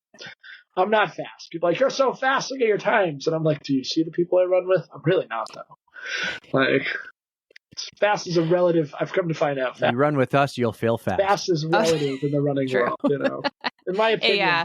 So if you show up to one of your track workouts or your long runs, are you always going to have somebody to run with, like, or I mean, how does it skew? Like, the long run, it gets a bit tougher because the regular core that shows up to to like the long run is a pretty similarly paced crew. Yeah. That said, I would tell someone, if you're interested in coming to a long run, and you tell me your time in advance that you're looking for, like your pacing, we will proactively put it out there. Be like, hey guys, like, next long run coming up this weekend, who's running this pace? Awesome. Right. We'll be pretty proactive because, nobody should run alone unless they like walk you off. Especially if you're going to try like a new thing and you're a little unsure and it would be better to run with somebody. But so that is awesome that you guys will actually actively look for somebody. We're very active about that. Oftentimes, that's great. If it works out, and I will be honest, I've tried pacing slower sometimes. I don't know if it's a different gait for me or what, or no, I can't. I have not mastered it yet. I tried it once for a friend. I tried it once at a race, and it didn't go well for me. And because I've often been like, I'll run with anybody, anytime, anywhere. Like, I don't care pace. So if there's somebody new who's like, I need 3 miles just to get to know someone, like, I got you. That's the presidential duties. That's a nice presidential duty. I don't actually do any work. I'm just the face. Nicole does all the work. Like, everyone knows this. So you're doing a good job at delegating responsibilities to others. One could say I organize myself out of the job. No, I do things, but she's the nuts and bolts. Like, she makes things. So do you have a term in, like, will she become president after? Because I've been on the board of the New Hampshire Ice Hockey Officials Association, blah, blah, blah, blah, blah.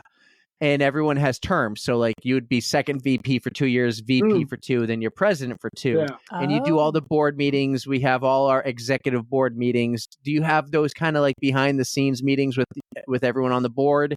And are there terms? And will Nicole be the president, or does she have to run for it in a couple years against Hamill and exactly. I'm not taking Yuki. Anybody's spot. Yuki would be amazing. She lives out in Mont Vernon, unfortunately. Yeah, that's right. But beautiful area. So I've been told. Been meaning to run with her out there. It's hilly, I hear. So let's try to answer your question in segments here. It is 2-year terms across the board, so we all get voted in at the same time on a 2-year term ticket, and there's no rotating around. Like, I would have to put my name in proactively for a different position if I wanted to do that, whether I felt I'm going to be, like, less able to give of my time or whatever the reason, like, because I want whoever is in these seats to be as fully giving of their time and present for the club as possible, because the club absolutely deserves it. It's a club that I was raised in as a kid, and now I'm in charge of it. It's like I love it. It's kind of like my baby in a way, and I want to see it thrive. And It really is full circle. I'm so busy a lot with a lot of other things professionally and whatever, and I sometimes I feel like I delegate out too much, but I'm getting better at that and taking on more things and just doing the things that I say I'm going to do. Because I have a lot of innovative, fun ideas, I think, for the club heading into the next couple of years that I think would make a lot of people happy. And we had a really good year this past year. But as for your question of, like, will Nicole run for president? I have to look back at the records, and Muriel will slap me over the head for this because I should know. Because if Muriel wasn't president already, I don't think we've ever had a female president. And I'm all about shattering glass ceilings, so I would I was happily just going to say that. I would happily step aside to make sure Nicole was the first female president of Greater Manchester Running Club. Not only because she can do the damn job, she's like Nicole Bryan.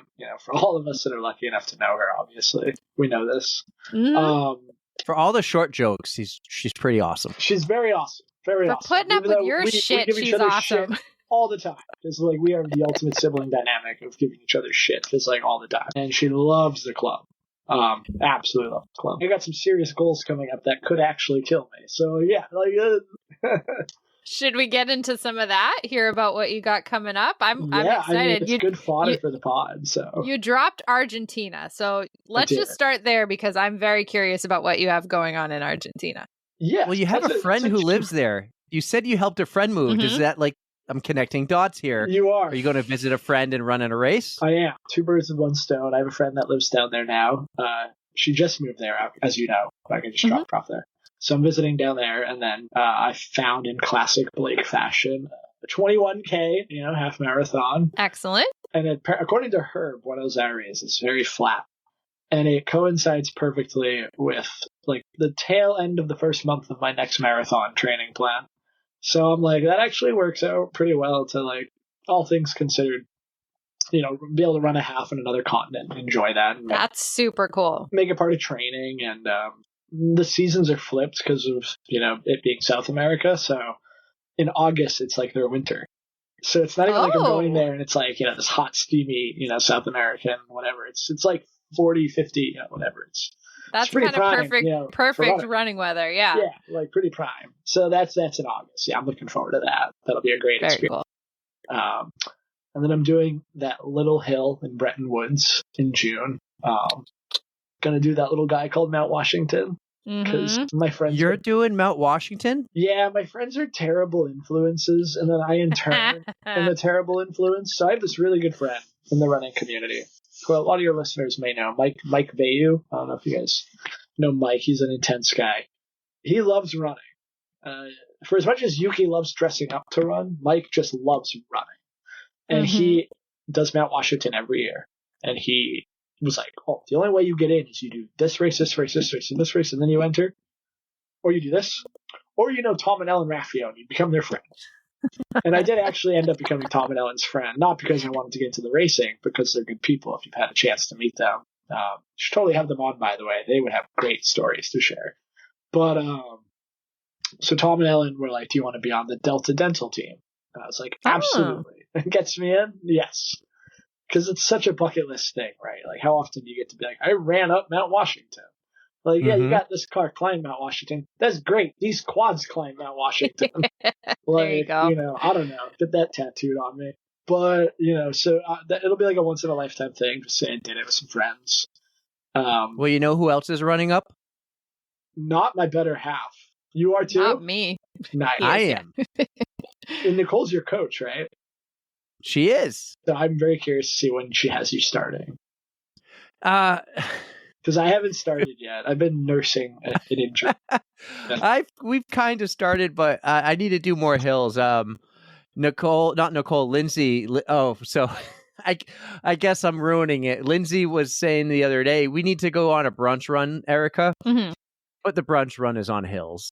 Nice. The hills are the brunch. I eat hills for breakfast. Yeah. Yeah, the hills are brunch. I am running up. I did the lottery and I was like, maybe I'll get in, maybe I won't. And I got in and I was like, okay, cool. So I need to correct you though. It's not in Bretton Woods. Bretton Woods is on the complete other side of Mount Washington. Me. That's a bad move on my part. Yeah, this is Pinkham Notch, man. And I am so excited because I have hiked Mount Washington multiple times. I have skied Mount Washington multiple times. I've, of course, driven up it. I want to run up it now. I'm going to get to do that. I want to bike up it. And I've actually, 12 years now, I've hiked up the auto road while pulling a handicapped person up the mountain for charity.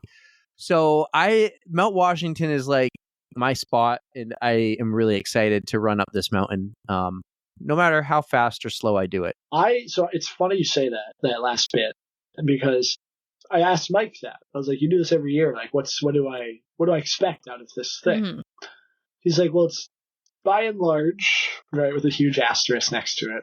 It's your half marathon time plus like 10 minutes, I think is what he said. And I was like, okay, so like a 145, 150, which will be great. I'm like, the stretch goal on this thing, if there is to be a goal, is like break 2 hours going up. I think there's going to be a lot of run walking. Honestly, there's going to be a lot of crawling towards the end. Like 20% grade. I'm like, you're just fucking, None of this sounds crawling. You're just fucking crawling at that point. You're Lieutenant Dan. You don't feel like you have legs. You know what I mean? Like, you're just... Mhm. Well, my advice is, and I've never run the race, but I've hiked up the auto road, like actually walked up the auto road more than 10 times, is the very beginning is one of the steepest parts. So I will run to that spot, and then I will walk up that steep part, and then I'll continue running, because I know like that would just crush me if I try to run up that steep section, because it's uphill the whole way, but that first section is almost like the very last section. It's probably 18% or whatever. When we're pulling these handicapped people up, we call them adaptive athletes. Yeah. I'm always like, hey guys, let's pace up this first little hill here. Let's not crush ourselves. All right. Because I'm usually the team lead, the team captain of our adaptive team. So it's, I will run to that first hill. I will walk up, and I know exactly where I'll start running again. That's so cool that you do that, by the way. One of my jobs, we do a lot of social media posting on adaptive sports and partners and stuff. So that's really cool. Yeah, it's fun. I think I'm going to miss it this year, but it will be my first year in like 12 years I miss it. Cheerleading camp got in the way. But yeah, it's funny because like we went, as you saw Kids. earlier, Love them. we went snowshoeing to Tuckerman Ravine, and I we saw drove. that picture. We drove right past, Washington to get to where we were going after snowshoeing. And I remember we were driving, and I turned to, Anne, and I was like, "I'm running up that. You want me to run up? They want me to run up that? I was like, what the? Yeah, there's the snowshoeing. Cool. Great day it was a perfect day for snowshoeing. But I remember driving past and being like, what the fuck? Like, you want me to run up that? So that was a kind of a come to Jesus moment. What's funny though is the trail we took to get up there. It was very windy. The video won't capture that. It was so windy that day. The trail we took to get up was a 20% grade, and I made pretty good time in snowshoes getting up. So I was like, guys, I texted the group chat for Washington. I was like, I feel really good. They're like, you went snowshoeing. Stop. Like, nothing's happened yet. I was like, that's fair.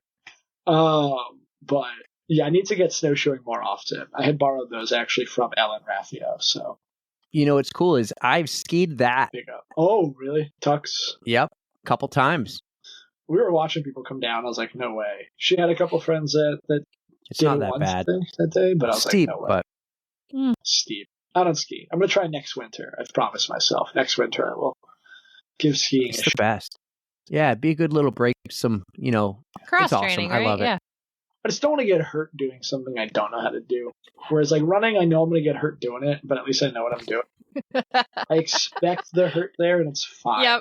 Yep. But yeah, so anyhow, I don't know. Skiing, I'll try. But Washington's one of the big ones this year. And then Yeah, I'm pretty excited, dude. So that'll be fun. Like, we'll have to. What's your game plan? Are you going up? When are you going up? We got an where you Airbnb. staying? Yeah, the guys and I got an Airbnb, and my mom was like, "Oh, are you going to come back the next night, like the night of the race, like after the race?" Because my baby sister is graduating high school, so she'll be the senior right now at Central. Here, be graduating high school. My mom's like, "Are you coming to the graduation?" Because it's like a 7:00 at night graduation at the arena or something. And I was like, I might be in a wheelchair, but like, let's like play it.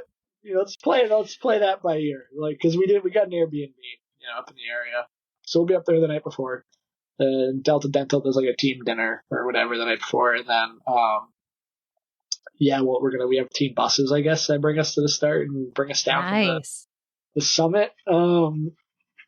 Yeah, to your point of like, what's the game plan? The game plan is survive and see how I'm feeling after. Feel like I ran That's up. the best you can do. Just enjoy Like, I'm yourself. not- Hopefully you get some yeah. views. Yeah. I'm not getting my head about it because I'm like, Hopefully we have perfect weather, or just great weather, as I like to call it. Great great weather. weather. Yeah. It 'Cause could it's be just a- great, sunny and beautiful, or it could be great, like 200-mile-an-hour winds. No I just matter what, hope it's going to be not. great. I just like the one thing you hope for with a race like this, and you throw all expectations out because you've never done a race like this, and it's not meant for time; it's meant for memory. Is that you really hope we don't have that one year where they cut it off halfway up because of the weather? Yeah. That is the only thing I hope for. Is that the one year I'm like committed to actually like doing this, and I've mentally talked to myself and like being stupid enough to do it. I just hope that we actually get to complete our stupidity and not have it cut off at the knees. There you go. Well, I'll be camping. I go to a campground 3 miles from the auto road. I'll bring my camper up, and I'm going to be relaxing there the night before. Tell me where you go to dinner. Maybe I'll find you. But another guy from another podcast will be there camping at the same place. And maybe after, come by the campsite, a couple beers. I'll bring some microphones, and we can just talk about the epic run up Mount Washington. Microphones, got you. I actually don't drink anymore, but the microphones, absolutely. I'll bring some athletic. All right. I'll bring some athletic brewing. There you go. See, perfect. Yeah, we know a lot of guys who are all into the athletic brew. Which was Josh funny Vernon, one of because them. I didn't realize because of the trace amounts of alcohol and that stuff, you can actually still get carded when you order it out to dinner. Oh, really? I was out to dinner last year for my birthday in Maine, and I ordered an athletic. And the lady was like, "Oh, I need an ID." And I'm like, "It's athletic. What do you mean?" She was like, "Ooh, it's got like 0.0, 005." And I was like, "I don't want to make your life hard, but I'd have to drink like 50 of these right now to feel like a tingling in my fingers. But sure, here's my ID." Like, it was very odd. But apparently, because of the trace amounts, you can get carded. Interesting.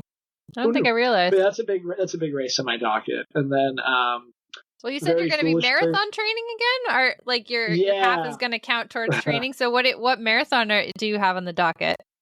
So I had one on the docket, and then I volunteered on Monday. As you know, at Boston, and every time you're down there, you guys have been down there. The energy is just spooky good, right? Especially at the unreal. I mean, it was spooky at times because it was a hot day, and the finish line was like. Is that where you were at the finish line? Oh, that's right. I did see pictures. At the finish line as an event marshal. So my job is for the listeners and y'all who've done Boston, Erika, I know you have. You're going up the T, right? After you come through Boylston, you cross the finish line, and it's like going a couple blocks. I'm at that T where the gear check buses are at Boylston and Berkeley, and Boylston and Arlington is kind of like my sector. And as runners come through, I'm like, blue bibs this way, red bibs this way, just kind of directing the flow of nice bib check gear, people who checked gear, and people who are like, where's the family meeting area, and where's the T stop, and how do I just get out of here? Just a whole host of just questions. A lot of people that just collapsed in my arms because it was so hot that day on Monday. They were just like, need water, and I'm like, we got you. It was crazy. But so after that, I've wanted to do Chicago for the longest time. I put in for the lottery, and like 124,000 of my closest friends put in for the lottery, and that's fine. I don't know. I have thoughts about Chicago's lottery system that I will not say. I'll save for a different podcast because I have thoughts about how they handle lotteries for that for those things. But I saw that when I turn 30, which is in 2 weeks, the time goes up by a little bit for men to 3:10. Oh, to just qualify, and granted that's aggressive. I was tracking for like right around 3:30 probably at Marine Corps before it got really hot out. But I think it's doable when I look at some racing I've done and whatever. Okay. So I was like, I'm gonna go for it at Bay State because I've been told Bay State's that's a good one to do it. I've been told Bay State's pretty fast. I've got some friends who have done it a few times to BQ. And they're like, we'll pace you. Like, we got you. Like, we're going to get you. There you go. So 3:10 is like it's like 7:15 pace, 7:10. It's like low really fast. something like that. But it's within your realm, you think? Like that's feel like it hella is. fast for me, but if you Like can I've do run that, a yes. I've run a 136 half. Okay, And that that's was great. that was like 48 hours after a Travis Scott concert and some. Yeah, That was in Ottawa, I right? was gonna leave Day it at trip that. to I don't Ottawa to see drink Travis anymore. Scott. I don't drink anymore, but there's like other stuff that floats around the universe. Oh, totally, yeah. So Travis Scott, got a Travis Scott, then got on a plane and then ran a half marathon 24 hours after that. It turned out fine at PR, so whatever. Nice work. But I'm like, if I can do that, I could probably do it like with intention when I'm focused and actually training and like being disciplined and all that stuff. Well, just prepare yourself for the laps. You have, I think it's 2 laps of that one, right? Yep. I can do that. See, it's not like millennial, like cheap is like 4, whatever. You see, no, cheap is 2. Cheap is 2. But like when I'm handing off fuel to friends, like I did last year at cheap, you see them 4 times, and I'm like, see, I you are can't. correct. Yes. Yeah, it's yes. yeah. I can't see the same face 4 times. I'll go crazy. Oh, so at least you're doing a full like loop instead of an out and back. That's exactly. what you mean. Okay. In my brain, I can break that up. Gotcha. So I'm like, I'm just gonna go for it at Bay State, and then whatever happens, happens. If I get it, great. I'm running Manchester City no matter what. Mm-hmm. And then if I don't get it, I'm gonna balls to the wall at Manchester City and hope for the best because it's like there you go. 3 weeks after. I may drop down to the half if I get it at Bay State for Manchester City. The whole point of Manchester City was my grandmother, or as the French Canadians say, Meme. She's never seen me race, which I was like, is she gonna be there? So she's like 82. She lives in Hudson, New Hampshire. She's again never seen me race, and I was like, we're gonna wrap you up in bubble wrap, and you're gonna make it to November because I've been promised by John Mortimer, who is just fantastic, that she can actually be in the finishing shoot of the race to put my medal on me. Oh my god! Which I thought was cool. That is the sweetest thing I've ever heard. I'm sure he would have done it even for a non-club member because I am a dude at Millennium as well because it gets me a number of benefits and I'm all about the benefits.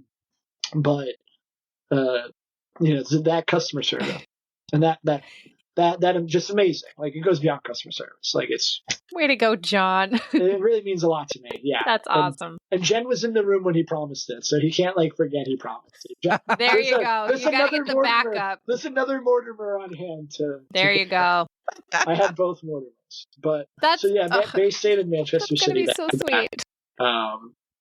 It'll be interesting. I've always said I'm never going to do 2 marathons in a year, and certainly not 2 marathons like nice. A few weeks. I might do Manchester. It's between that or what's the name of the one out in Keene, Erika? Clarence DeMar. Clarence DeMar. Yeah, it's between those. Yeah.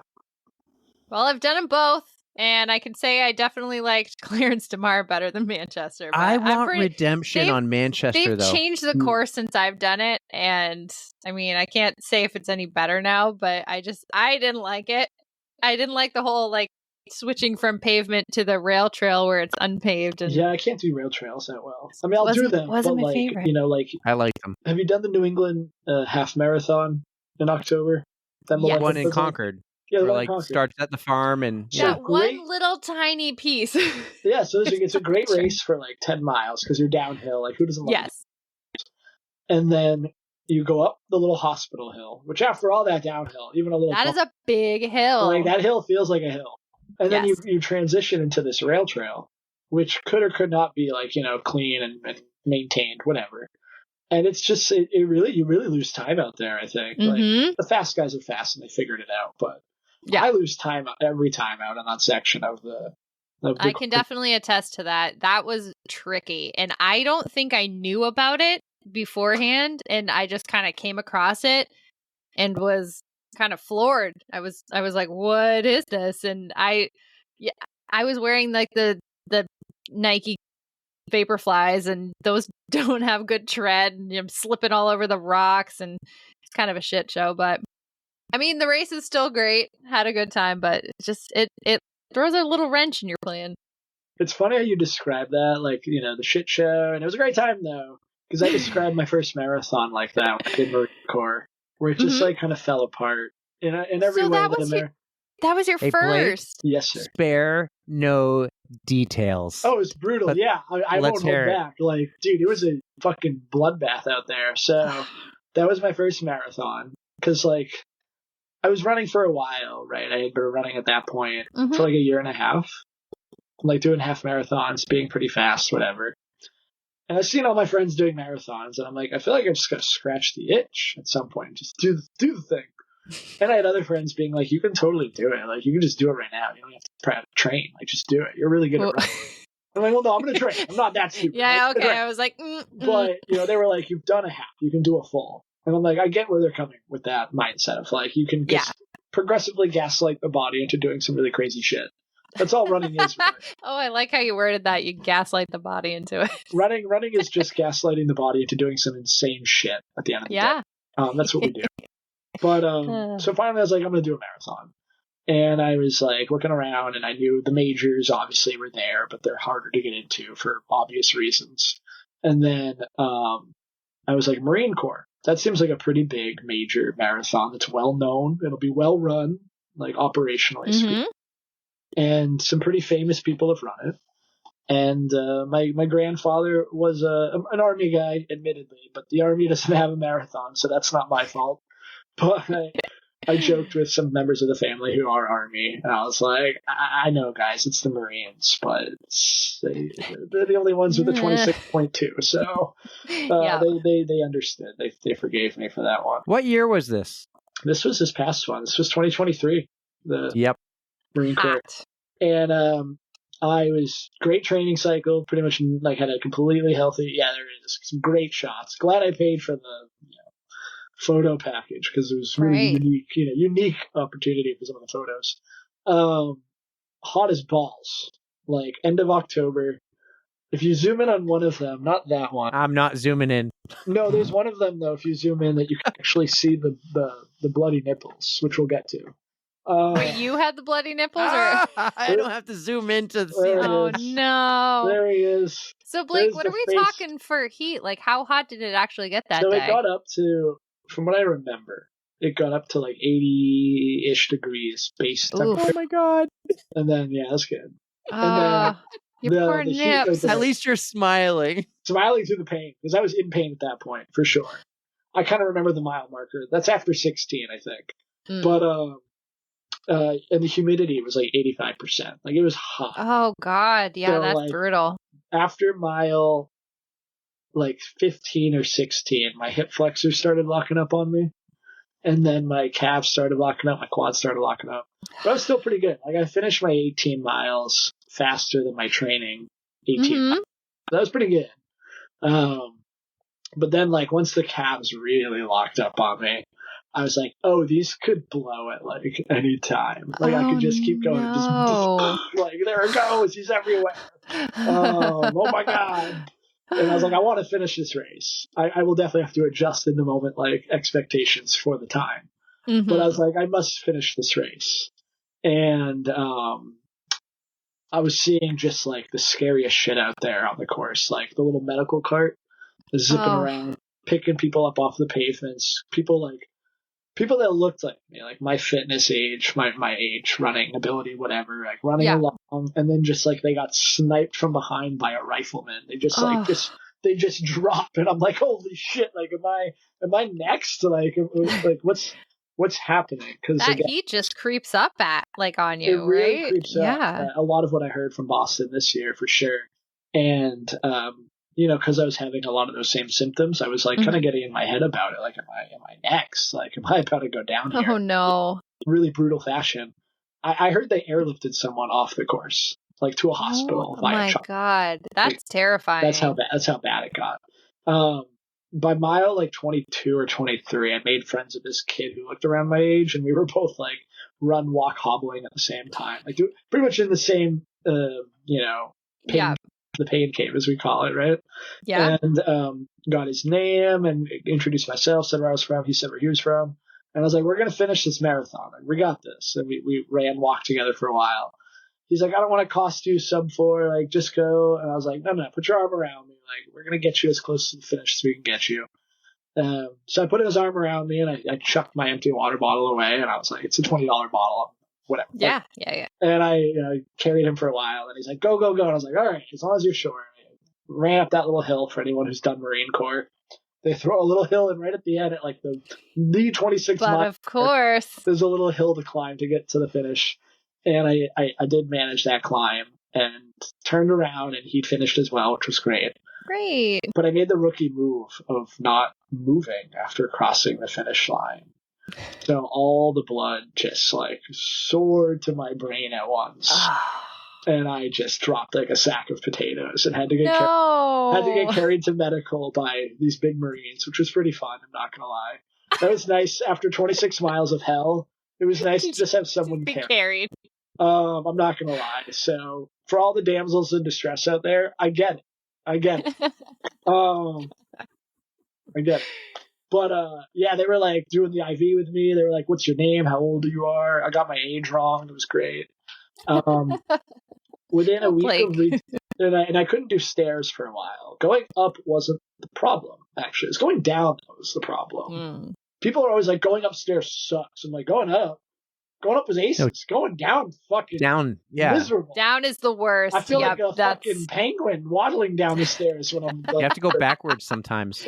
I have to do like 1 foot down at a time. Like it was pain, just pain. Just the IT bands, the hip flex, just pain. I think part of me died on that course because I'm still dealing with some tendonitis-like issues. Oh man! And I definitely think part of it is like coming back too soon from the marathon and running fast again. I didn't take adequate multiple weeks or a couple weeks off, whatever it is. Gotcha. But when I described that day, like how hard it was, how miserable, how my cap guards came off at mile 16, so I was just bleeding from the nipples. Of course. Oh no! It was just a hellscape of a day.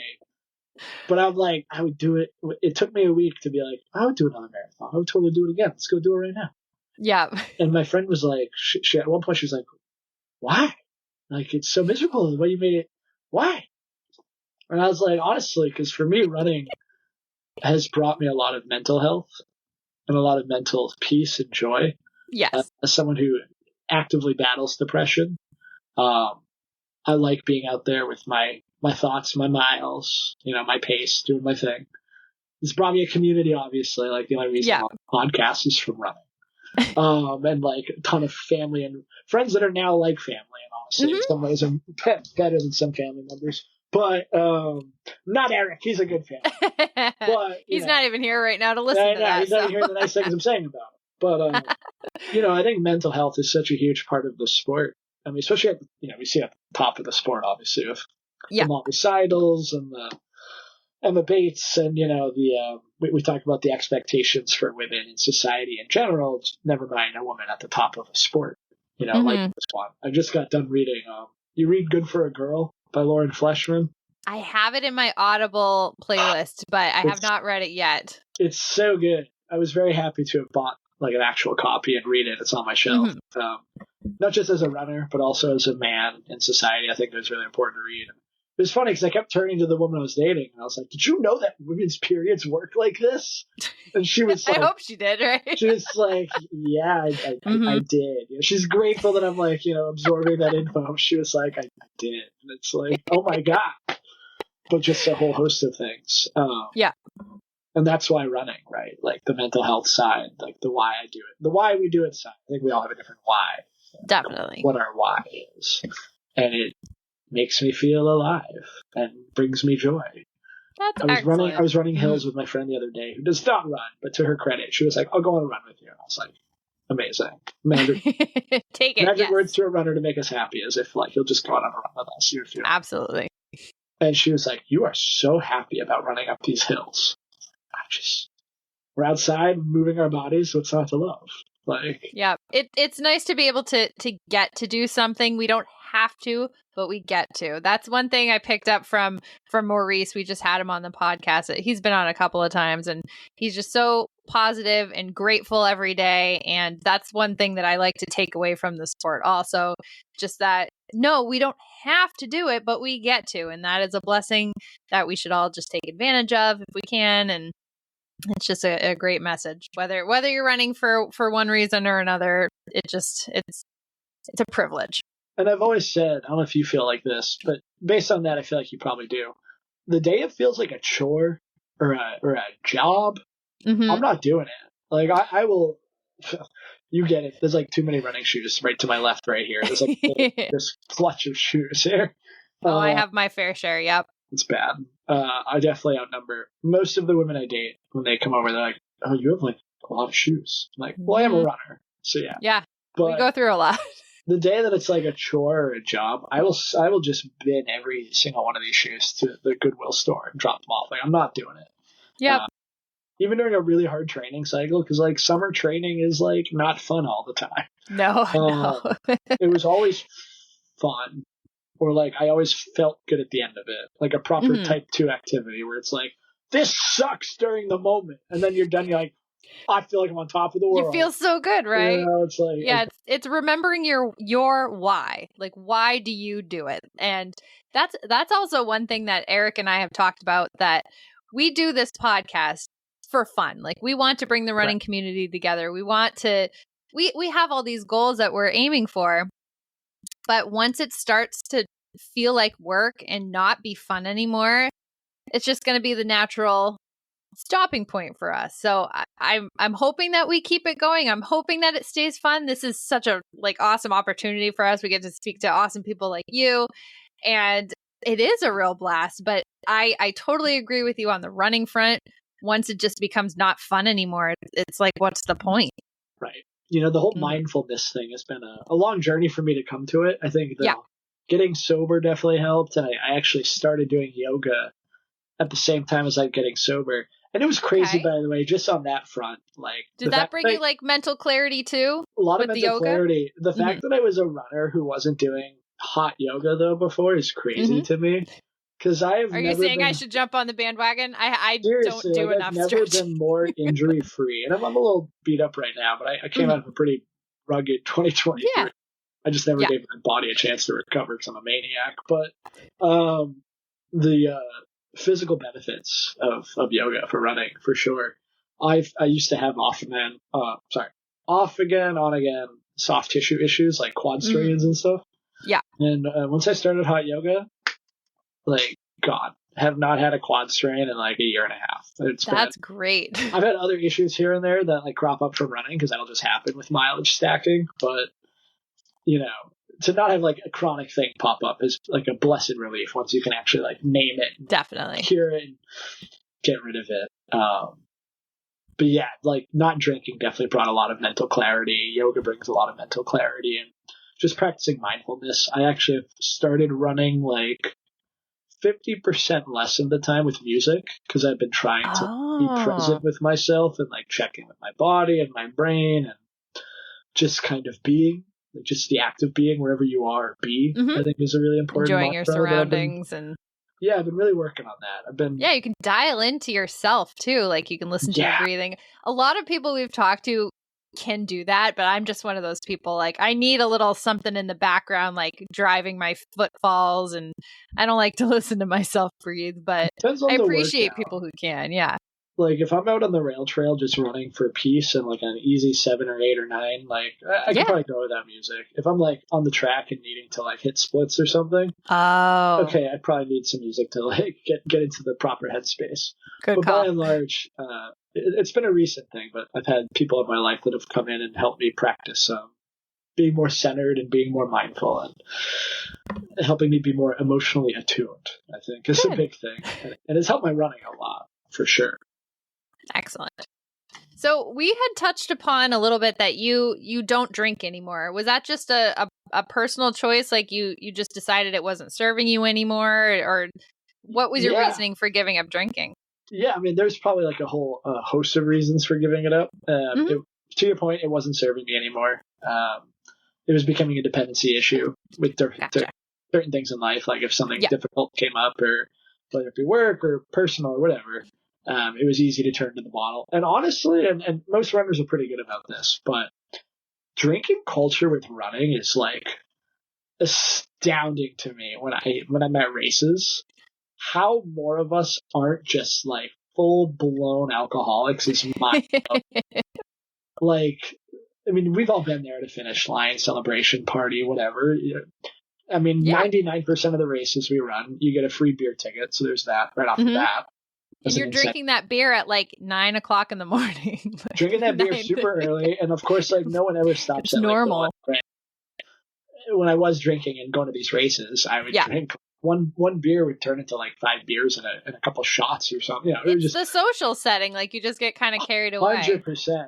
So there was the ease and accessibility of that for sure that played a factor. Yeah. But once I realized that it wasn't serving me and I didn't need it, and that my friends would hang out with me regardless of me having a beverage in my hand or not, made it so much easier to just quit. And then as you get further and further out from something, you can be like, hey, little guy. You can be like, we're related, by the way, little guy. You can be like, not to confuse him right now, but, but you know, as you get further out from something, you can see it more clearly, you know, for what it is or what it wasn't. And I could see that I just didn't need it. And I'm saving a heck of a lot of money at Bruins games, by the way. Speaking of Bruins games. There you go. You get a non-alcoholic Sam Adams for like $5. You're paying like 10 for Bud Light. It's a crime.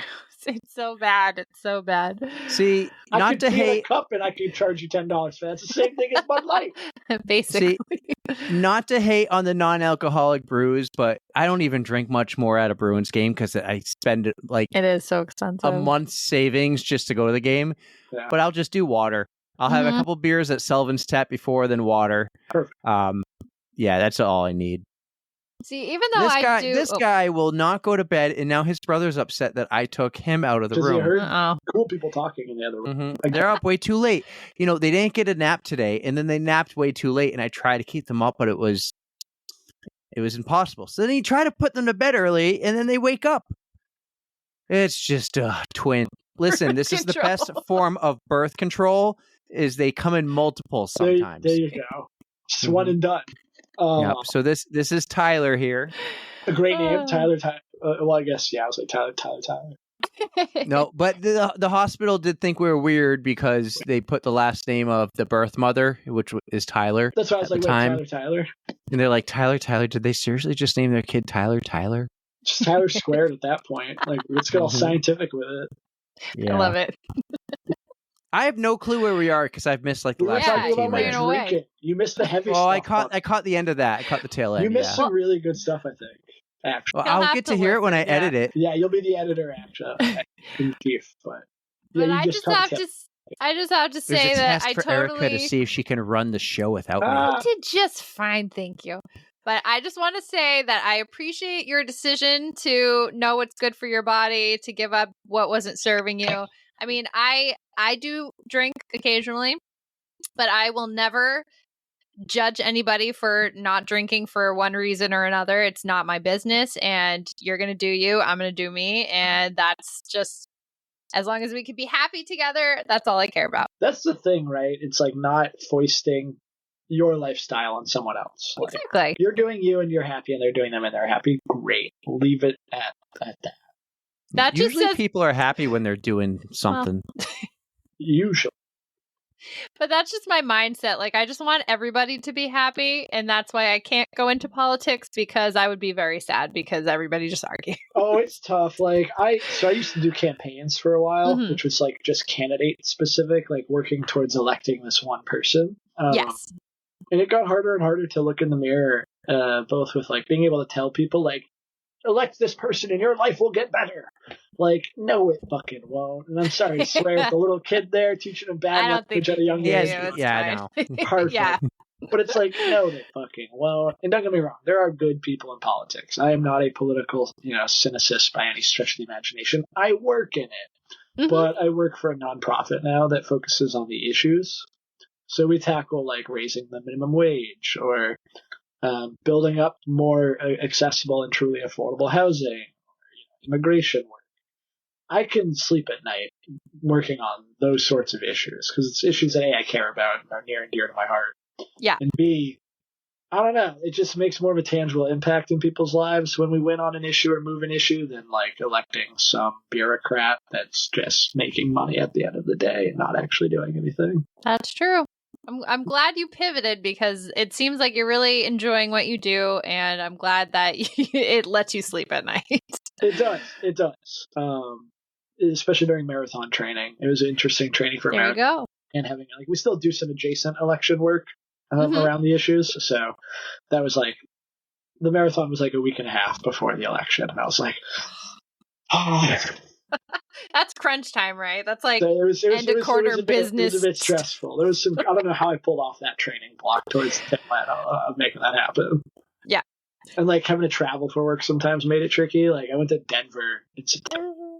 And I don't know if you've ever been out in Denver. Your I have VO2 actually. your VO2 just drops like that, right? So there's no oxygen out there. Mhm. So I did like an easy 3 miles when I landed just to shake out the lag, whatever. And I look at my watch after, and I texted my group chat. I was like, "Bex, my VO2 just went down by like 3 points, but I feel fine. Fuck." And they're like, "Yeah, you're in Denver, buddy. There's no oxygen in your blood." And I'm like, "Oh, that makes a lot more sense. I appreciate it. Calm me down." I had a tough time out in Colorado. It did not agree with me. Altitude. But I get where like long-term training out there like does wondrous things for your, Definitely, you get used to that, and then you come to the flatland. like you'd fly. Like we were just like, I had a buddy who's like, I could put you up for a month to like train out here, and I'm like, I think I would need a lot longer than a month to get the benefits of this, but I appreciate the thought. There you go. Very cool. Well, Blake, we got a couple final big questions, unless Erika asked it when I was gone. I don't did think she not. did. I did not. No, I didn't ask my question. So, All right, Blake, maybe you can tie this in with your bloody nipple somehow. But we are building a list of Code Brown commandments. Now, I a was not Code ready for Brown that. doesn't have to be Sorry. you actually crapping yourself and having shit pouring down your Which legs. I've never done yet, thankfully. Knocking on wood. Yet. But a Code Brown is an oh crap moment. It could be you're riding your bike and a deer ran out in front of you and you crashed into the deer. It could be just chafing is awful. So the commandment is a way to avoid the oh crap moment or the quote unquote Code Brown. So mine is baby diaper rash cream. I have experience here, as you can tell. Cures chafing overnight. Do you have a Code Brown commandment for us to help other runners out there with maybe a tip on how to avoid any kind of oh crap moment? Yeah, so I do have one golden rule that I follow for running, actually, and I've yet to break this rule. No poop, no run. So first thing in the morning, if I haven't taken a shit yet, I'm not running. I don't care how long it takes. No poop, no run. So No you were poop, just no trying run. to eliminate any chance of it coming out when it's not supposed to. No poop, poop, no run. I That like is my- that. Love it. That's I my like go-to. I have yet to deviate from that. I think it should could be like because the biggest shit of my life versus it could be like a fucking pebble that comes out. I'm like, great, I'm good to go. Let's go. So anything is good in I your don't book. discriminate. It's just something has to leave me, and then we're good. Okay. so the way I envision this all being written out is thou shall not, So this one will be thou shall not run If they thou haven't didn't Until poop. thou shalt, has excavated or whatever. Yeah. Thou shall not run if they don't poop. Exactly. Yeah. Or you could just like get even more granular level. We'll figure it out. Word it. We'll figure it out. We'll figure out the wording, but that We'll is create an a poster. excellent It'll be on a scroll and everything. Yeah, it'll be fun. Love it. one. By the way, if any of you noticed, Tyler here He's is playing looking with at some stuff. UFOs. Oh, I is he? swear by my UFOs. The first thing I do after a race, slide into UFOs. They Yep, are. he's shopping right now. We got the brochure in the mail. He's looking at it. You get brochures? I want a brochure. Smart, man. There's an UFO store in Boston right next to the finish line. And when I I walked by I it was the like, other day and I said, nope, I can't do it. I'm going to buy stuff. I was And like, I have yeah. enough shoes. It was like if I walk in, it's like when I walk into a bookstore. I'm like it's like crack for me. I'm like, I can't get enough of it. I knew you were a good guy, Blake. I knew it. All right, but we will move on to my question. So if you're familiar with the podcast, you know that we have our Spotify playlist, and it's full of these awesome bangers requested by the guest of the pod. So would you like to add something to the playlist? Sure. I love adding things to playlists, always. I think the song that currently has my... Don't put me to sleep, Blake.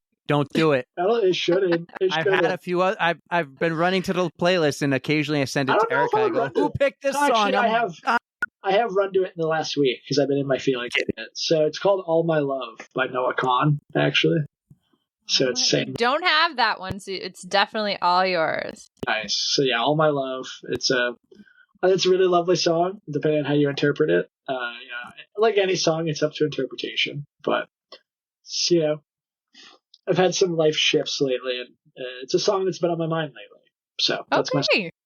I like that.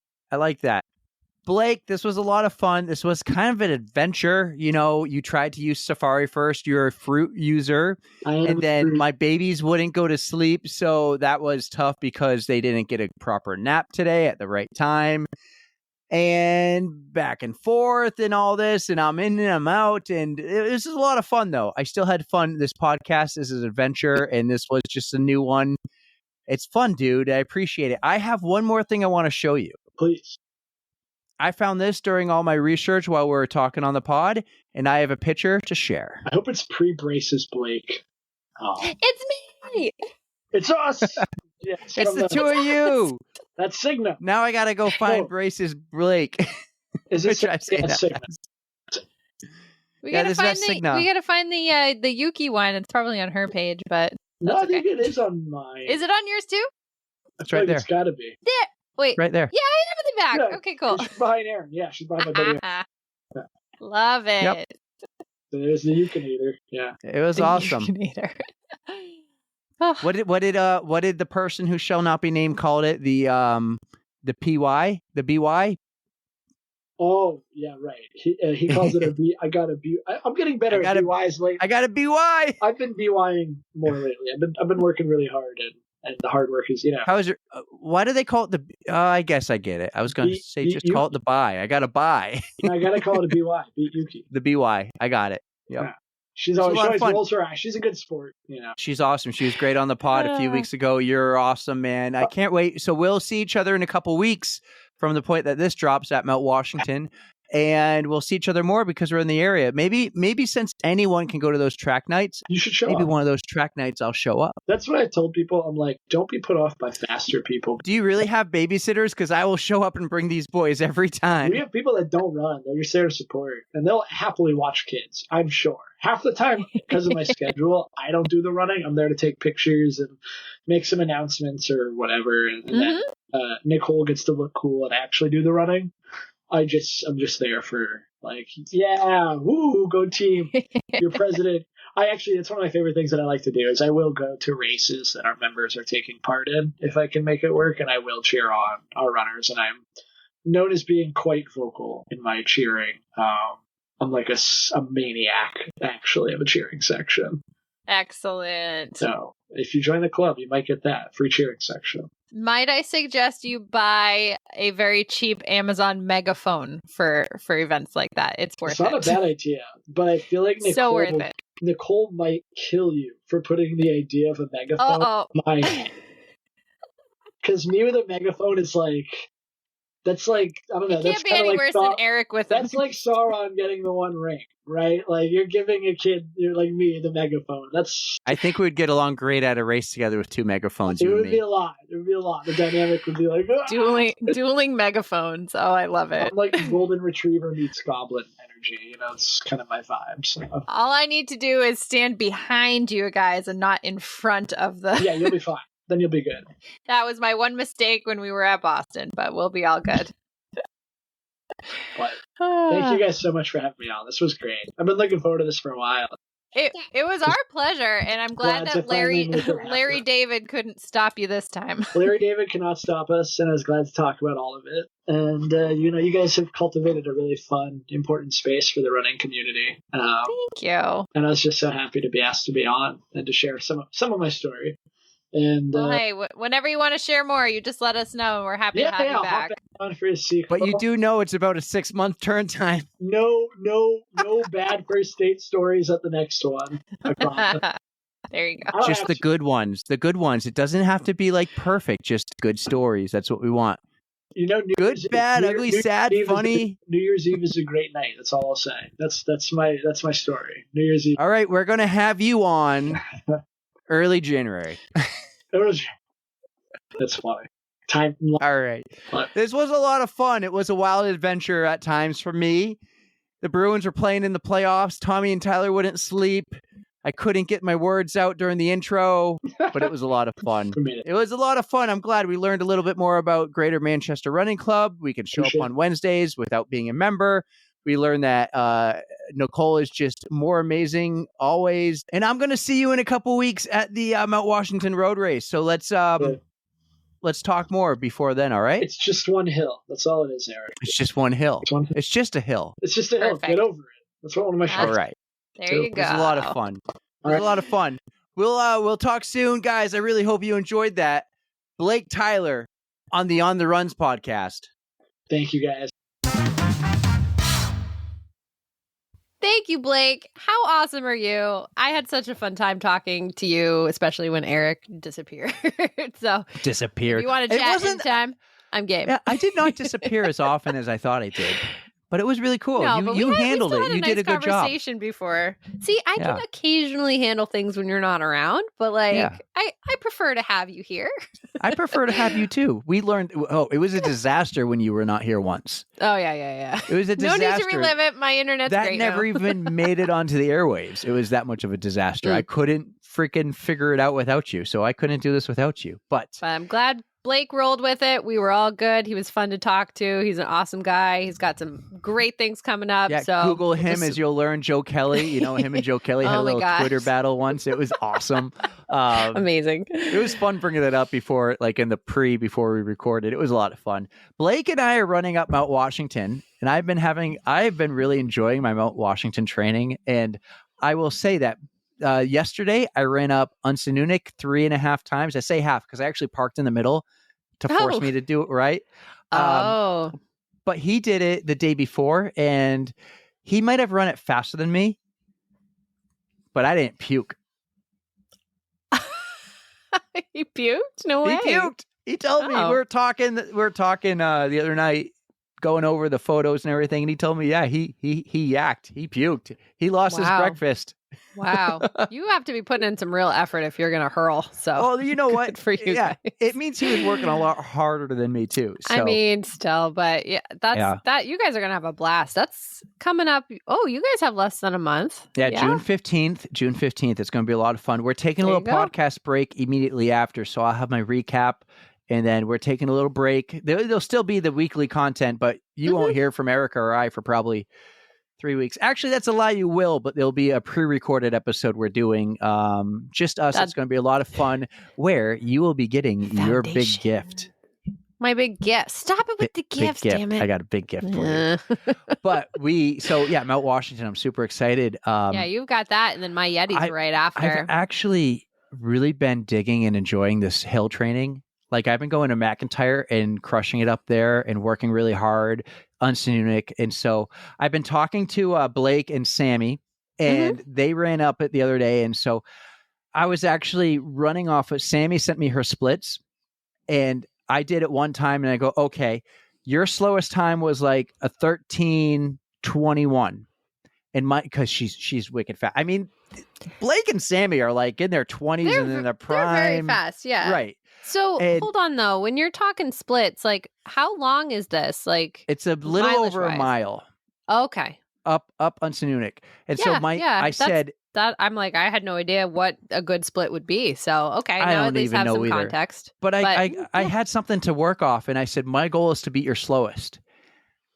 And I barely missed it both times. Okay, but I was like you were 6 right there. seconds Though. off and then 16. So I was right That's there. nothing, man. That's Yeah. great. Yeah. And so she asked if I guess Blake's setting up a crew to run up the Kearsarge Auto Road. And I've Okay. biked up that auto road before. And I want to go there. I want to go there. And I also want to go to the one in the auto road that goes up like what's the mountain in Peterborough? You're asking the wrong person. Pack Monadnock. Oh, okay. And that one's steep. So I want to do both. I'm Mm. going to see if I can fit both in. But they're going to Kearsarge Damn, you guys. this weekend. I'm going to see if I can fit it in. I don't got the deets yet. I'm sure when they're listening, they'll be like, here are the deets. I have biked up the Kearsarge Auto Road. And so I told you it took me 13 minutes to get up Unsanunik. Mm-hmm. I remember when I biked up that Kearsarge Auto Road. I can't even say that. Like, try saying that really fast. Kearsarge Auto Road. It took me and Steve Spain like 23 minutes. So How if it long took is me and that Steve one? Spain 23 To minutes bike to it. bike up it, what is it going to take me to run up it? It is 3.5 miles. And it is, 3.5 it's the miles, reward is worth it uphill. though at the top. The reward is so much better than Uncanunik or however you say that one too. So I hope I'm going to get to run with them up it, or I will meet them at the beginning and they'll see me when they run down and I'll still be running up. Like I said, they're like, Still there. you're all rock stars. But it will be really cool. I've never run with Blake and I've never run with Sammy. I've never run with a lot of you guys. I want to run more with you guys. I run by myself because I need to just get out when I can. I sometimes run into you on the trail. That's really cool.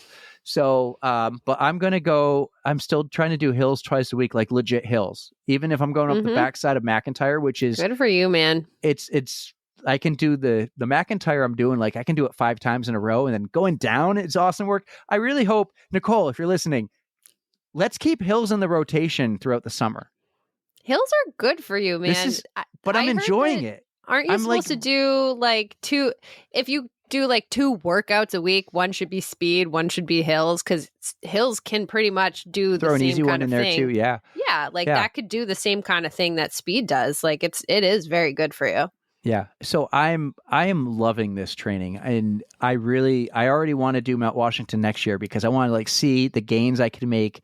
I've lost some weight since I've started with Nicole, and I've like lost that initial 10, 12 pounds. And I think like I could be back to Ironman weight in a year if I keep it up with Nicole and we keep going at it and we do a marathon or maybe 2. That's a story for later. You could also get rid of some of the weight if you shave the sweater off your chest. Yeah. No, I couldn't help but laughing a little bit when you were like, "This is like for Jay Parent. I'm running with no shirt," and I was I said Jay, and then I quickly corrected myself. I'm like, Jay Parent, not Jay. Like, I'm not taking my shirt off for you. Like, well, I guess I am. Oh, I'm eating my word. Oh my God, I just keep digging the hole. Oh man, Listen, the sweater vest. I just laughed though. The sweater vest is staying until I like am ripped. Okay, fair enough. I had to razz you a little bit on that, but good for you, dude. Like I am really proud of you. You are showing your initiative. You know what you want and you're going for it, and like you're doing the damn thing. This kind of race excites me. This is a lot of fun. Good. So that is my nightmare now. I want you to do it. I really want you to do it. I don't know. Like, someday, maybe. I have thoughts like we're going to be camping. That's going to be fun. Mike and Aaron will be there camping with me, and hopefully I get to see everyone. But I think I'm going to take the GoPro because there'll be no service. There's no service, so I'm not going to be able to live story even after there's no service at the base. So I'm not going to be like able to give live updates. So I think I'm going to take the GoPro and I'll do when we record. I'll play all the videos here on Riverside for the YouTube channel and for you guys to hear. Go. Yeah. Oh, I'm excited for this. I have been loving this training. Like I went there, hills for breakfast Sunday morning, and like I said, took the shirt off because, the whole point I was going to say, I've lost this weight. That shirt was way too big on me. Oh, okay. Yeah, I've been an XL for quite a while. I'm more of a large. Depends on the cut of the shirt. It depends on my moobs, the way my moobs are feeling that day. Okay. But yeah, that shirt is one of the adaptive shirts for the adaptive hike up Mount Washington I do every year. And it's too big. It's a little wavy, and I kept I kept wiping the sweat off my eyes, and I just ran by my truck and I threw it back on my truck. So yeah, I initially like shared the point to where to park at the bottom with some people. And now I actually go halfway up. There's a little pull out, like a trailhead parking area. So I went there, I parked halfway. I ran down kind of like as my warm up. And then I ran up 3 times, down 3 times. And on the 3rd time down, when I could have stopped at my truck and I knew I'm done, I'm not going up again. I said, you know what? Extra credit. Let's go all the way to the bottom and then run back up to my truck. And that's commitment. I probably could have kept going. I almost did, but I didn't like reset my whatever. Well, you have to listen to your coach though. Listen to your coach. Oh, I didn't do that. I was supposed to rest that day. I did a hill workout the day before. So you're just all right then. If you're totally ignoring her, then sure, go ahead, do whatever. I love her, but yeah, I told her when she gave me Yeah. that week, because she gave me that week, I go, by the way, you didn't put it in there, but I'm going to Unsanunik on Sunday morning. Mhm. And I think Honestly, she I goes, would I'll have add it. joined And I don't you. think, yeah. I would have joined you, but yeah, even today, my shins I are asked so a lot of freaking people sore. I asked 3 people if they wanted to join me, and no one came out. Really? So Huh. yeah, you're all soft. It's Even if only you in ran it up at Goffstown, right? That's in Yeah. Goffstown? Yeah. yeah, That's not they're all bad. soft. Even if you ran it up 4 times the day before, or if you did nothing for months, calling you out, Scott Black. Ooh, them's fighting words. Lindsay calling you out too. I asked Lindsay, and she's like, "I'll let you know," and shoots me a message early in the morning. Yep, not happening. Nice. I asked a few. I love how you called me soft on here, but when I told you I wasn't going to run with you today, you're like, "That's okay. Rest up, 100%." It felt like one of those messages that I shouldn't give you a hard time with. Oh, I mean, That's how it came out. Like, let me read this, guys. I know this is super long. Only our hardcore listeners Oh, my are. thing? Oh. Yeah.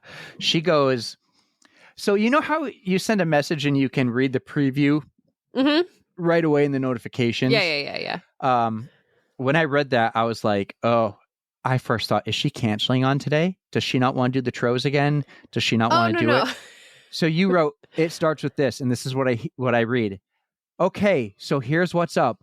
I am. Oh, that's okay. all I So read. your mind's like, oh God, what's going on? Okay, Right. But you can read the rest. And then I go in, and then I open it up. Like I prepped myself.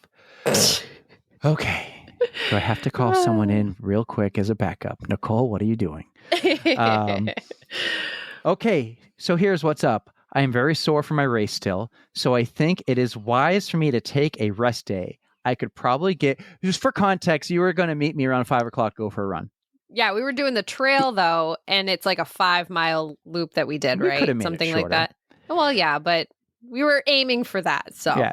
So you go, it's probably wise of me to take a rest day. I could probably get by if it was just my quads that hurt, but it's my shins too.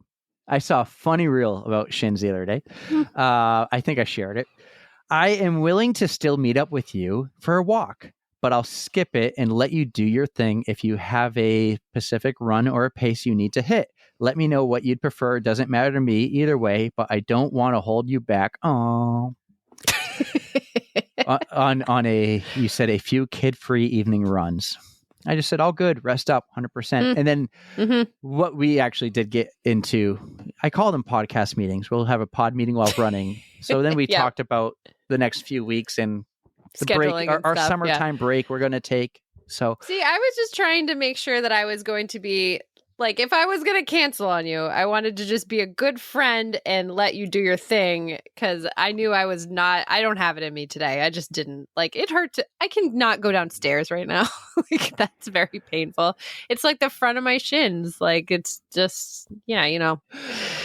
It was a long episode with Blake. It was very fun, kind of like some of our, I don't want to say original episodes, but just like the friendly ones with a friend. We just keep talking, and it goes all over the place. I love the real chill ones. Right. And it's nice to bring those back, because we've had some serious ones. We go all over the map, but I kind of want to mix it, keep it fun and stuff. And we're bringing the dudes back. We've had so many women on the pod. Next week, awesome. Yeah, girl you power. Women rock. You do. But next week we have 2 more wicked cool dudes. So that's 3 dudes in 2 weeks. And then we had another dude we talked to last week, and he was so energetic and had so much passion. And like, he might go and pace you at the Yeti 100 in Virginia. Which I was totally kidding about. But he was totally serious about doing it. And he legit, you guys are going to love it, because he owns this amazing company that does this amazing thing. And you guys are going to get the best deals. Like, Erika has already made purchases from the website. I did. Yep. You'll get that. Guys, it will all be before we take our winter break. And so if you're still listening, I will go over this. Summer break. Yeah, we do the winter. Don't bring the winter back. Break. It's too soon. But yeah, we're going to, around the time you leave for the Yeti, we'll take a couple weeks off. It'll be 3 full weeks that you and I won't talk, but we'll have. Crazy. Well, I can't go more than a week without actually talking to you. Well, recording. It'll be 3 full weeks of not recording anything. But you'll get an amazing OTR classic with Michaela Shremshock, who it will drop right before she runs the Western States. You'll get an episode we've been prepping and planning for, and we're going to pre-record. We're calling it, we think we're calling it Foundations. Mm-hmm. And you're going to learn a lot about us because we've been called out. We haven't told people our story. 100 and something episodes, and they don't know our story, like from the beginning, from Plymouth State or whatever before that. We gotta back things up a little and give some context and the history, if you will. And maybe if I finish it before Father's Day weekend, you will also get the best of 2023 part 3. Very cool. That one's a maybe. Mm-hmm. And then we'll be back early July, the week after the 4th. So that's yeah. I've been digging through the calendar lately, but I got to edit this. So let's go because it's a Monday night because you were softer than Charmin yesterday and didn't want to record the Tros. It is 10 p.m. for those wondering. This will drop in 6 hours. I got to edit. At least I edited Blake's already.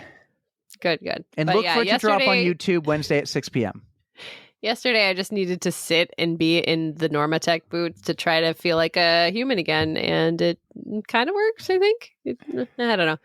But before we go, I do want to just give one more shout out. So we already shouted out your sister for being amazing and doing her first half marathon, but I got to give a shout out to Charlotte, our wonderful Patreon and my Yeti friend, because she just crushed 151 miles at 3 days at the Fair Ultra this past weekend, and she is a rock star, and she did it dressed as a chicken. I fucking love her so much. One more. What? Go. No one's still listening, but I have to say it. Go. The Boston Bulldogs, I'm so sorry I couldn't make your 5K. I asked Dan Beard, as we call him. Yeah, Beard. The day he knows of the date of the race next year, which is probably the same to weekend. Let us know a little bit. Yeah, because I need to really build our calendar better. Like I could have made that, but it was also like it would have been leaving at 6 and the kids are up at 6 and I wanted Ashley to sleep in because she works super late on Saturday nights. And it was just very last minute. And I woke up thinking, I'm just going to go. I'm going to drive to Sullivan Station, take the T to the race, do the race and come right back. And I'm like, you know what? No, I can't do that. I'm going to stay home. I'll run up the hill a couple times. There you go. But guys, that episode was amazing. The Boston Bulldogs episode was so cool. Coach Mike, phenomenal. Ashley and Ari, amazing. Like that did really well. You guys are awesome. I hope to work with you more in the future. The Bulldogs are just amazing. Thank you to Dan and Patrick and everybody. And we'll make the race because I looked at the stories and the photos. Like, it seems like a wicked, just fun time, fun event, perfect spot. So we'll do that. Yeah, there was no way I was making that yesterday. I apologize too. And I mean, I would love to be there for next year as well. So yeah, just keep us posted on when it's going to happen, and I can put it in my calendar too. It's a little easier for me, I guess, but just let me know. Well, guys, thank you so much. Don't forget, follow us on Instagram. Find that link in bio. You'll find us everywhere. Go and click that subscribe button to the YouTube channel. The YouTube, I'm going to do a few more shorter clips, but the full episodes will go out. Let's get that to 100 subscribers. I got Doozer and Aranazar and Bex preloaded. I'm going to drop those soon, but let's get to 100 subs on Instagram. Follow us on Treads, and we might have our first new employee. We'll talk about her in the future, but she might be doing our TikTok posts, and we'll have more TikTok posts. We'll see. Love you all. Have a great week. Enjoy Memorial Day weekend. We'll talk to you soon. Everybody stay safe. Thank you for sticking around for as long as you have. You guys well are over 2 hours today. You know that we love you. And don't forget to stretch. 3, 2, 1.